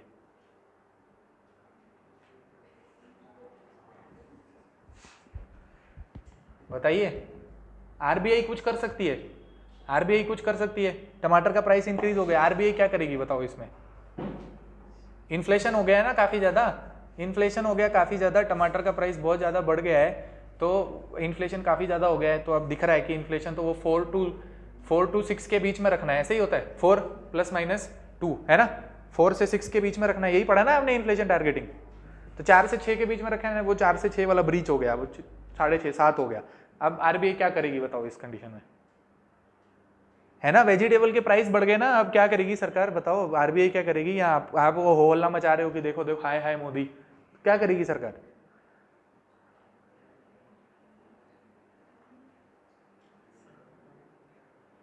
कुछ नहीं करेगी? चुप रहेगी क्या आपकी तरह? ये लोग तो बोलते रहते हैं, इनको बोलने दो, ये बोलेंगे चुप हो जाएंगे, थक जाएंगे, घर चले जाएंगे। क्या सरकार चुप बैठी है? नहीं, ऐसा थोड़ी, अभी भी महंगा है? नहीं, ऐसा कुछ नहीं है, कम हो गया। बीच में तो 200 के ऊपर चला गया था, अभी तो 100 के पास आ गए।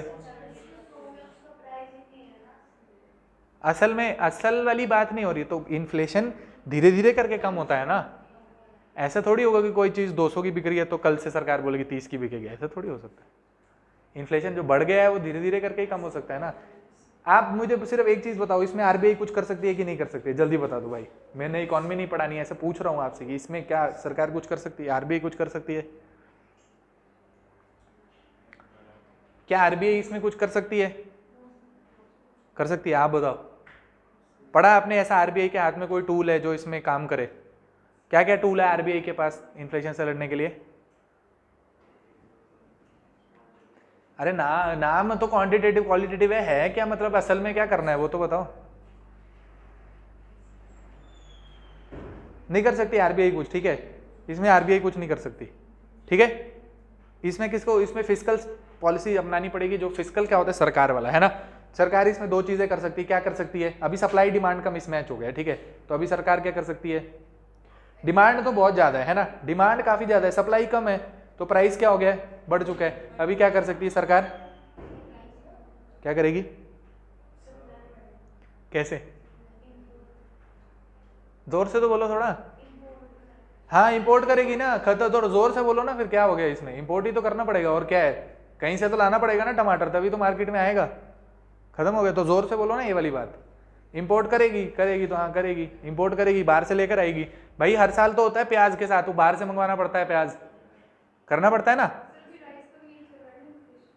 राइस को तो दो चीजें हो सकती हैं, देखो क्या हो सकता है, या तो आप इंपोर्ट करो, बाहर से इंपोर्ट करो, और दूसरी चीज हो सकती है यहाँ से आप एक्सपोर्ट करते हो, तो एक्सपोर्ट बंद कर दो थोड़ी देर के लिए, है ना।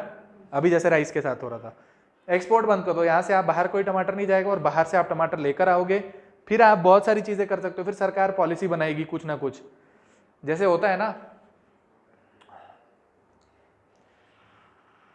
एसेंशियल कमोडिटी एक्ट, ECA होता है, ठीक है। क्या होता है वो? एसेंशियल कमोडिटी एक्ट, ठीक है।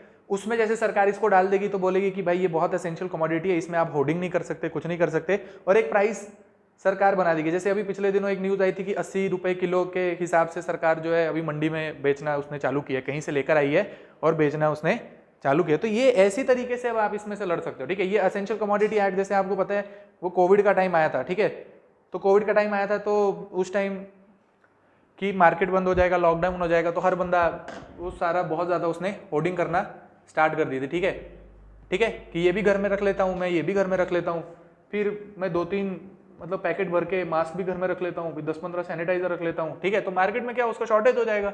अब हर बंदा ऐसा ही सोचेगा, तो जिसको एक्चुअल में चाहिए क्या पता उसको नहीं मिल पाए, ठीक है। तो उसमें या फिर इतनी ज्यादा डिमांड होने के, जब इतनी ज्यादा डिमांड होगी है तो दुकानदार भी सोचेगा कि भाई मैं ये 100 रुपए का, इसको तो 200-300 का भी बेचूंगा, तो अभी ये तो लोग खरीद लेंगे, है ना, फंसे हुए तो कोई भी खरीद सकता है। तो आप उसको एसेंशियल कमोडिटी में डालोगे तो उन्होंने बोला कि नहीं भाई 200 रुपये से ज़्यादा कोई भी सैनिटाइजर जो है नहीं बिक सकता, ठीक है। तो एक आपने कैप लगाई, ये सारी चीज़ें हो सकती है जिससे आप जो है अब इस टमाटर की प्राइस को जो है कम कर सकते हैं, ठीक है। इधर कोई भी आरबीआई जो है उसमें काम नहीं कर सकती, ठीक है।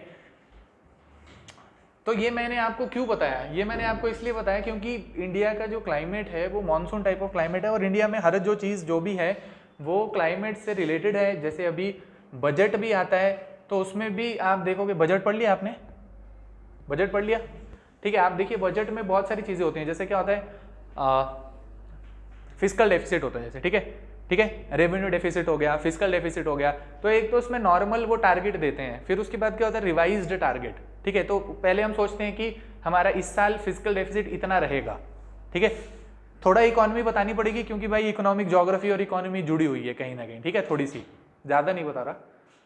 तो जैसे क्या होता है आपने बोल दिया कि इस साल हमारा फिजिकल डेफिसिट इतना रहेगा, ठीक है। फिजिकल डेफिसिट क्या होता है, हिंदी में बताओ एक वर्ड में, फिजिकल डेफिसिट मतलब वो फिजिकल डेफिसिट हो गया ना, रेवेन्यू कर रही है सरकार और जो हाथ में एक्सपेंडिचर कर रही है सरकार और साथ में कहीं से रेवेन्यू का कलेक्शन हो रहा है और उसके बीच का जो डिफरेंस है वो आपको कहीं से उधारी करनी पड़ रही है, वो सब क्या आपका फिजिकल डेफिसिट, ठीक है। तो फिजिकल डेफिसिट आया आपका और उसके बाद आप समझो कि सरकार ने, जैसे इस साल का आप मानो कि बजट जब आया था सरकार ने बोला होगा कि भाई इस साल जो फिजिकल डेफिसिट रहेगा ना वो मानो 7% रहेगा, ठीक है। और उसके बाद आप मानो अचानक से क्या हो गया, ये सारा एग्रीकल्चर सारा हमारा फेल हो गया, ठीक है। तो अब मानो अब फिजिकल डेफिसिट 7 नहीं रहेगा, अब तो सरकार को कहीं से बोरो करना पड़ेगा ज़्यादा। बात समझ आ गई, किसान नाराज हो जाएंगे, लोग में इन्फ्लेशन ज़्यादा हो जाएगी, तो कहीं से सरकार को पैसा लाना पड़ेगा उसको बैलेंस करने के लिए, है ना। बात समझ आ रही है। तो स्टार्टिंग में अगर बोला होगा 7% फिजिकल डेफिसिट रहेगा तो नहीं रहेगा, फिर अब क्या पता 9% हो जाए। तो फिर मॉनसून के बाद रिवाइज्ड टारगेट आते हैं कि भाई पहले हमने सोचा था इतना होगा पर अब एक्चुअल में इतना नहीं है, एक्चुअल में इतना है, उसको बोलते हैं रिवाइज्ड टारगेट्स, ठीक है। तो बस ऐसे ही आपको बता रहा हूँ, उसको आप देखते रहा करो, ठीक है। ये सब ना मॉनसून और ये सब आपका जुड़ा हुआ है आपस में ना, इसको देखते रहा करो आप, ठीक है। ये FAM ये क्या है, इसका शॉर्ट फॉर्म है। ये कोपन जो है ना उसने उसका शॉर्ट फॉर्म दे दिया कि कहीं AF लिखा हो तो क्या हो जाएगा वो ट्रॉपिकल रेन फॉरेस्ट, कहीं AM लिखा हो जाएगा तो क्या हो जाएगा ट्रॉपिकल मॉनसून, कहीं AW लिखा होगा तो क्या हो जाएगा ट्रॉपिकल सवाना, ठीक है ना, साइड में लिखा है ना। वो आपकी बुक में एक टेबल बना है वहां पर लिखा है, बाकी आपको अच्छे से पढ़ना होगा तो जब टाइप्स ऑफ फॉरेस्ट देखेंगे तब हम उसको कवर कर लेंगे, ठीक है। ट्रॉपिकल मॉनसून के बारे में चलिए भाई, बस बस बस हो गया, नहीं क्लास नहीं हो गया, आप बात कम करें, बात कम करें, ठीक है। Tropical monsoon type of climate के बारे में आपको समझ आ गया कि कुछ महीने होंगे जिसमें ये मॉनसून वाला जो आपका सीज़न है वो चलता है और उसकी वजह से बारिश होती है, ठीक है। इसका इंडियन एग्रीकल्चर के साथ बहुत ज़्यादा डीप कनेक्शन है। आपको पता है इंडियन जो एग्रीकल्चर है that is monsoon fade agriculture, ठीक है। इंडिया का जो एग्रीकल्चर है वो क्या है, मॉनसून फेड एग्रीकल्चर। तो मॉनसून आता है या फिर आप बोल सकते हैं रेन फेड एग्रीकल्चर बोल सकते हैं, मॉनसून वाला फेड एग्रीकल्चर एक ही बात होती है, ठीक है। मॉनसून आता है तभी बारिश पड़ती है, उसी के बाद जो है आप कोई भी चीज़ जो है उगा सकते हैं, ठीक है। मेजॉरिटी ऑफ द एरिया जो है इंडिया का जहाँ पे एग्रीकल्चर किया जाता है वो क्या है, रेन फेड एग्रीकल्चर वहाँ पे होता है, ठीक है। हर जगह ऐसा नहीं है कि कैनाल्स बनी हो और पानी जो है आगे पीछे से आपके खेत में पहुँच रहा है, ठीक है। इवन इन अगर आप हमारे यहाँ पे जम्मू की बात करो, ठीक है, हमारे यहाँ पर भी आगे पीछे लोगों के खेत हैं, तो आप देखोगे वो एरिया जहाँ पर कोई भी नदी की कैनाल निकल के पानी पहुँचा रही है वहाँ पर किसी भी चीज़ की जो बुआई है, ठीक है, जब हम किसी चीज़ को बोते हैं वो जल्दी बोते हैं, और बहुत सारा एक ऐसा एरिया है जहाँ पर जब तक बारिश नहीं पड़ती वहाँ पे बुआई नहीं होती, ठीक है, ठीक है। जैसे चावल का आप सीज़न मान लो, ठीक है, चावल को पानी चाहिए या फिर गेहूँ को भी सर्दी में पानी चाहिए होता है, ठीक है, ठीक है। तो जैसे साइड वाला एरिया जहाँ पे बासमती राइस उगती है यारसपुरा वाला, तो वहाँ पे क्या है काफ़ी ज़्यादा कैनाल है, ठीक है, वहाँ पे क्या है काफ़ी ज़्यादा कैनाल, ठीक है। तो उनको ज़रूरत नहीं है कि बारिश पड़ेगी तो हमें तब पानी चाहिए होगा, वो कैनाल में से खोलते हैं और उनका काम हो जाता है, ठीक है। कुछ कुछ एरिया है जैसे इंटीरियर में जगह होगी जहाँ पे ज़मीन तो है लेकिन वहाँ पे कोई कैनाल वगैरह नहीं है, अब चावल को तो पानी चाहिए ना, ठीक है, घुटने घुटने तक पानी चाहिए उसको, तो वो पानी नहीं होगा वहाँ पे, तो वो वेट करते हैं धीरे धीरे कि अब बारिश पड़ेगी, अब बारिश पड़ेगी, अब लगाएंगे, अब लगाएंगे, तो क्योंकि उसको क्या चाहिए फ्लडेड पूरा, उसको क्या चाहिए खेत, ठीक है। जब भी आपका राइस लगती है तो क्या उसको फ्लडेड खेत चाहिए होता है ना पूरा, ठीक है भाई, ज्योग्राफी का ही पोर्शन है ये, अभी आएगा आगे ना, एग्रीकल्चर आएगा ना ज्योग्राफी के अंदर, टाइप्स ऑफ क्रॉप्स आएंगी, इसलिए बता रहा हूँ, ठीक है। तो मानसून के ऊपर एग्रीकल्चर डिपेंडेंट है और एग्रीकल्चर के ऊपर इंडिया डिपेंडेंट है। और क्या बता दें इसके बारे में, different different types of crop जो है वो मानसून के ऊपर डिपेंडेंट है। मानसून जब आता है तो कौन से टाइप की क्रॉप लगती है इंडिया में, खरीफ वाली, है ना। मानसून जब आता है इंडिया में कौन सी टाइप की क्रॉप लगती है, खरीफ सीजन होता है वो। और खरीफ सीजन क्या होता है, जो समर वाला सीजन, जब आपकी बारिश पड़ेगी तब आपकी, जैसे राइस क्या है खरीफ क्रॉप, और क्या है मानसून वाले सीजन में पड़ती है। क्या हो गया, नहीं अभी क्लास खत्म हो रही, अभी नहीं हो रही खत्म क्लास, आराम से बैठो, ठीक है। तो ये चीज़ आपकी जो है मानसून टाइप ऑफ क्लाइमेट में है। अभी मानसून टाइप ऑफ क्लाइमेट में क्या होती है कि एवरग्रीन टाइप ऑफ ट्री आपको नहीं दिखेंगे, यहाँ पे क्या होता है डेसिडियस टाइप ऑफ ट्री, ठीक है। इंडिया में कौन से ट्री होते हैं, डेसिडियस टाइप ऑफ ट्री, ठीक है। तो जिसको हम क्या बोलते हैं, वो पतझड़ में अपने पत्ते जो है वो गिरा देता है और वापस से जब स्प्रिंग सीजन आता है उस टाइम पे उसमें हरे जो नए पत्ते हैं वो आते हैं, ठीक है, ठीक है, ठीक है। तो इंडियन मानसून वाला जो सिस्टम है वहाँ पे जो भी फॉरेस्ट आपको दिखेंगे, जो भी ट्रीज आपको दिखेंगे वो कौन से होंगे, डेसिडियस, ठीक है।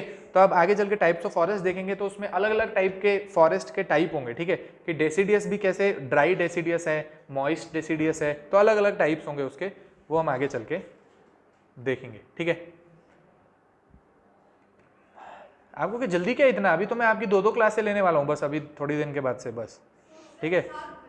7 बज गए, नहीं ना, मैं सुबह कर लूंगा ना, अब आपका खत्म हो गया ना, खत्म हो गया ना आपका, कौन किसने सुबह, किसको दिक्कत है जल्दी मुझे बताओ जरा, अभी दिक्कत ठीक कर देंगे आपकी। सुबह किसको दिक्कत है आने में, आपको सुबह दिक्कत है, कितनी सुबह, 12 तक दिक्कत है, 12 पे आ जाओगे ना, 12 पे आ जाओगे पक्का, 12 तक दिक्कत है या उसके बाद भी दिक्कत है। वो क्लास कितने बजे शुरू होती है इकोनॉमी की, 1 बजे, अच्छा 11 बजे नहीं शुरू कर सकते आप,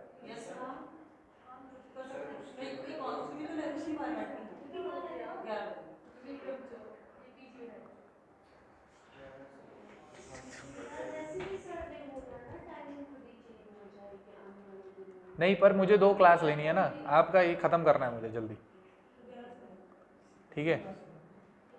आप जरा ये देखिए, ये फोटो देखिए, एक आदमी, आप देखिए जरा क्या कर रहा है, ये एक फोटो दिख रही है आपको, ये आदमी, अच्छा ठीक है नहीं कर रहे भाई, अभी चेंज बाद में करते हैं, रुको अभी नहीं कर रहे, कर लेंगे, ठीक है। यहां देखो आप, एक चीज है जिसको हम क्या बोल रहे हैं, जूम कल्टीवेशन, ठीक है, एक चीज है जिसको क्या बोल रहे हैं, जूम कल्टीवेशन। ये जूम कल्टीवेशन, ये आपको इसको ही क्या बोलते हैं, shifting agriculture, zoom cultivation, slash and burn, ये सब एक ही नाम है, ठीक है, ठीक है। लिखना है आपको, क्या लिखा है, zoom, JHUM, slash shifting, shifting agriculture, slash, और क्या बोला, slash and burn, slash and burn, ये सब एक ही नाम है, ठीक है। कहीं जूम लिखा हो, कहीं शिफ्टिंग एग्रीकल्चर लिखा हो, कहीं स्लैश एंड बर्न लिखा हो, सब एक ही है, ठीक है, सब एक ही है। अभी बस उसमें वही एक चीज़ है, क्या एक जगह आप कोई पेड़ वगैरह है उसको काट दो, ठीक है। Slash and burn, zoom cultivation, zoom cultivation, shifting agriculture और स्लैश एंड बर्न का मतलब क्या है कि आप एक जगह कल्टीवेशन नहीं कर रहे हैं, एक जगह आपने कुछ उगाया फिर उसको वहाँ से काटा, थोड़ा जंगल को साफ किया, फिर पेड़ को वहाँ पे काट के पेड़ को गिरा दिया, उसको आग लगाई, वो जगह साफ की, वहाँ एग्रीकल्चर किया, फिर थोड़ी देर के बाद वहाँ से शिफ्ट हो गए कहीं और जाके एग्रीकल्चर किया, फिर वहाँ से शिफ्ट हो गए कहीं और जाके एग्रीकल्चर किया, उसी को क्या बोलते हैं, शिफ्टिंग एग्रीकल्चर। कहाँ पे प्रैक्टिस किया जाता है भाई, इंडिया में जो नॉर्थ ईस्टर्न इंडिया है वहाँ पर हिली जो भी एरियाज होते हैं, जो भी ट्राइबल हिली एरियाज में रहते हैं, वहाँ पे शिफ्टिंग एग्रीकल्चर जो है उसको ज़्यादा प्रैक्टिस किया जाता है, ठीक है। ऐसा क्यों है भाई, उनकी अपनी, आपने इन्वायरमेंट पढ़ा था, याद है आपको, जब हमने इन्वायरमेंट पढ़ा था उसमें हमने देखा था कि वो जैसे सेक्रेड ग्रूव्स, याद आ रहा है ना, सेक्रेड ग्रूव्स याद आ रहा है ना। तो वैसे ही क्या होता है, ये शिफ्टिंग एग्रीकल्चर में ये वो ट्राइबल हैं तो उनके अपने अपने बिलीफ हैं कि भाई एक जगह पे आपको जो है, एक जगह, वैसे भी आप देखोगे साइंटिफिकली भी, एक जगह बहुत देर तक एक जगह पे एग्रीकल्चर करते रहोगे तो soil will lose its fertility, ठीक है। क्या हो गया, आप एक जगह बैठ के बहुत ज्यादा एग्रीकल्चर करोगे तो क्या हो जाएगा, soil will lose its fertility. तो आप एक जगह पे थोड़ा सा जो पैच है फॉरेस्ट का उसको आप काटेंगे, वो सारे पेड़ आपको नीचे गिरे हुए दिख रहे हैं, ठीक है। फिर उसमें आप आग लगाएंगे। फिर हमने एक और चीज़ देखी थी, जब आप आग लगाते हैं तो उसमें से वो राख वगैरह निकलती है, तो उसमें काफ़ी ज़्यादा पोटैश होता है ना। उसमें देखा था हमने एनवायरनमेंट में, ठीक है। तो काफ़ी ज़्यादा पोटैश होगा, वो पोटैश वगैरह जब वहाँ पे मिक्स हो जाएगा सॉइल के साथ तो वहाँ की फर्टिलिटी को इंक्रीज करेगा। फिर ये थोड़ी देर के लिए इस एरिया में क्या करेंगे, एग्रीकल्चर करेंगे। फिर थोड़ी देर के बाद यहाँ पे एग्रीकल्चर करने के बाद इस एरिया को अबैंडन छोड़ देंगे, ठीक है। फिर दूसरी जगह पे जाएंगे तो वहाँ पर सेम ऐसा ही प्रोसेस करेंगे, ठीक है। तब तक ये वाला जो एरिया है, जो भी इसकी फर्टिलिटी लूज हुई है, वो अपने आप नेचुरली रीगेन हो जाएगी। आगे पीछे जो फॉरेस्ट है उसके सीड वगैरह गिरेंगे, नए पेड़ भी उग जाएंगे। हाँ टाइम लगेगा ना, टाइम लगेगा, लंबा टाइम लगता है। इसीलिए मतलब क्या है, इसके स्लैश एंड बर्न के क्या है, फायदा भी है नुकसान भी है। तो अगर आप पेड़ काटोगे तो क्या है, पेड़ काटोगे तो लॉस ऑफ बायोडाइवर्सिटी वगैरह वो सारी चीज़ें आप लिख सकते हो, ठीक है।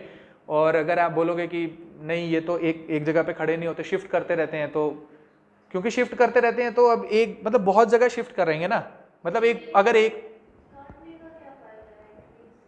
ट्रीज काटने का क्या फायदा है, एग्रीकल्चर करना है ना, तो कहीं पे तो क्या चीज समझ नहीं, एक एक बंदा बोलो। ट्रीज पूरे नहीं काटते हैं, फिर अरे छोटा सा ट्रैक्ट काटा है, ये क्या 10-15 ट्री भी नहीं है। हाँ ये तो मतलब क्या है, ये तो जितने से आपको दिख रहे हैं बस इतना, इतने से एरिया को साफ करके यहाँ पे एग्रीकल्चर करेंगे, इतना सा एरिया बहुत है, ठीक है। ऐसा नहीं है कि जंगल काट दिए बहुत दूर दूर तक, ऐसा नहीं कह रहे हैं।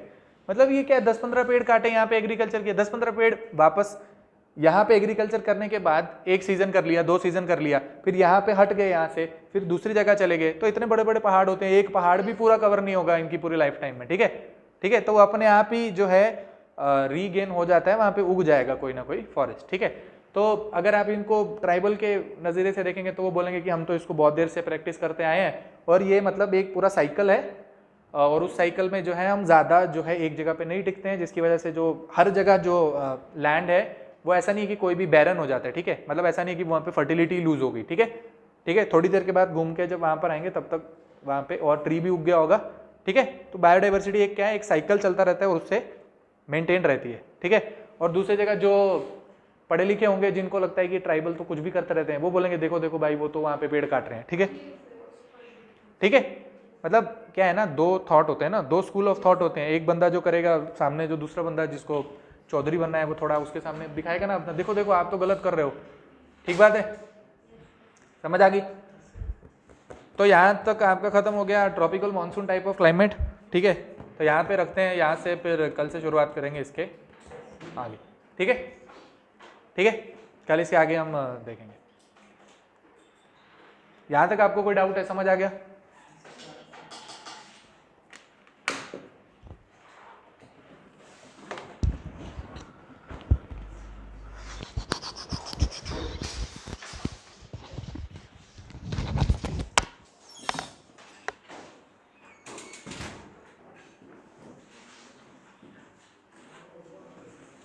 ठीक है, चलो मिलते हैं कल। मैं पूछ लेता हूँ सर से आपका डबल क्लास कब रख सकते हैं, ठीक है, ठीक है। डबल क्लास कब रखनी पड़ेगी?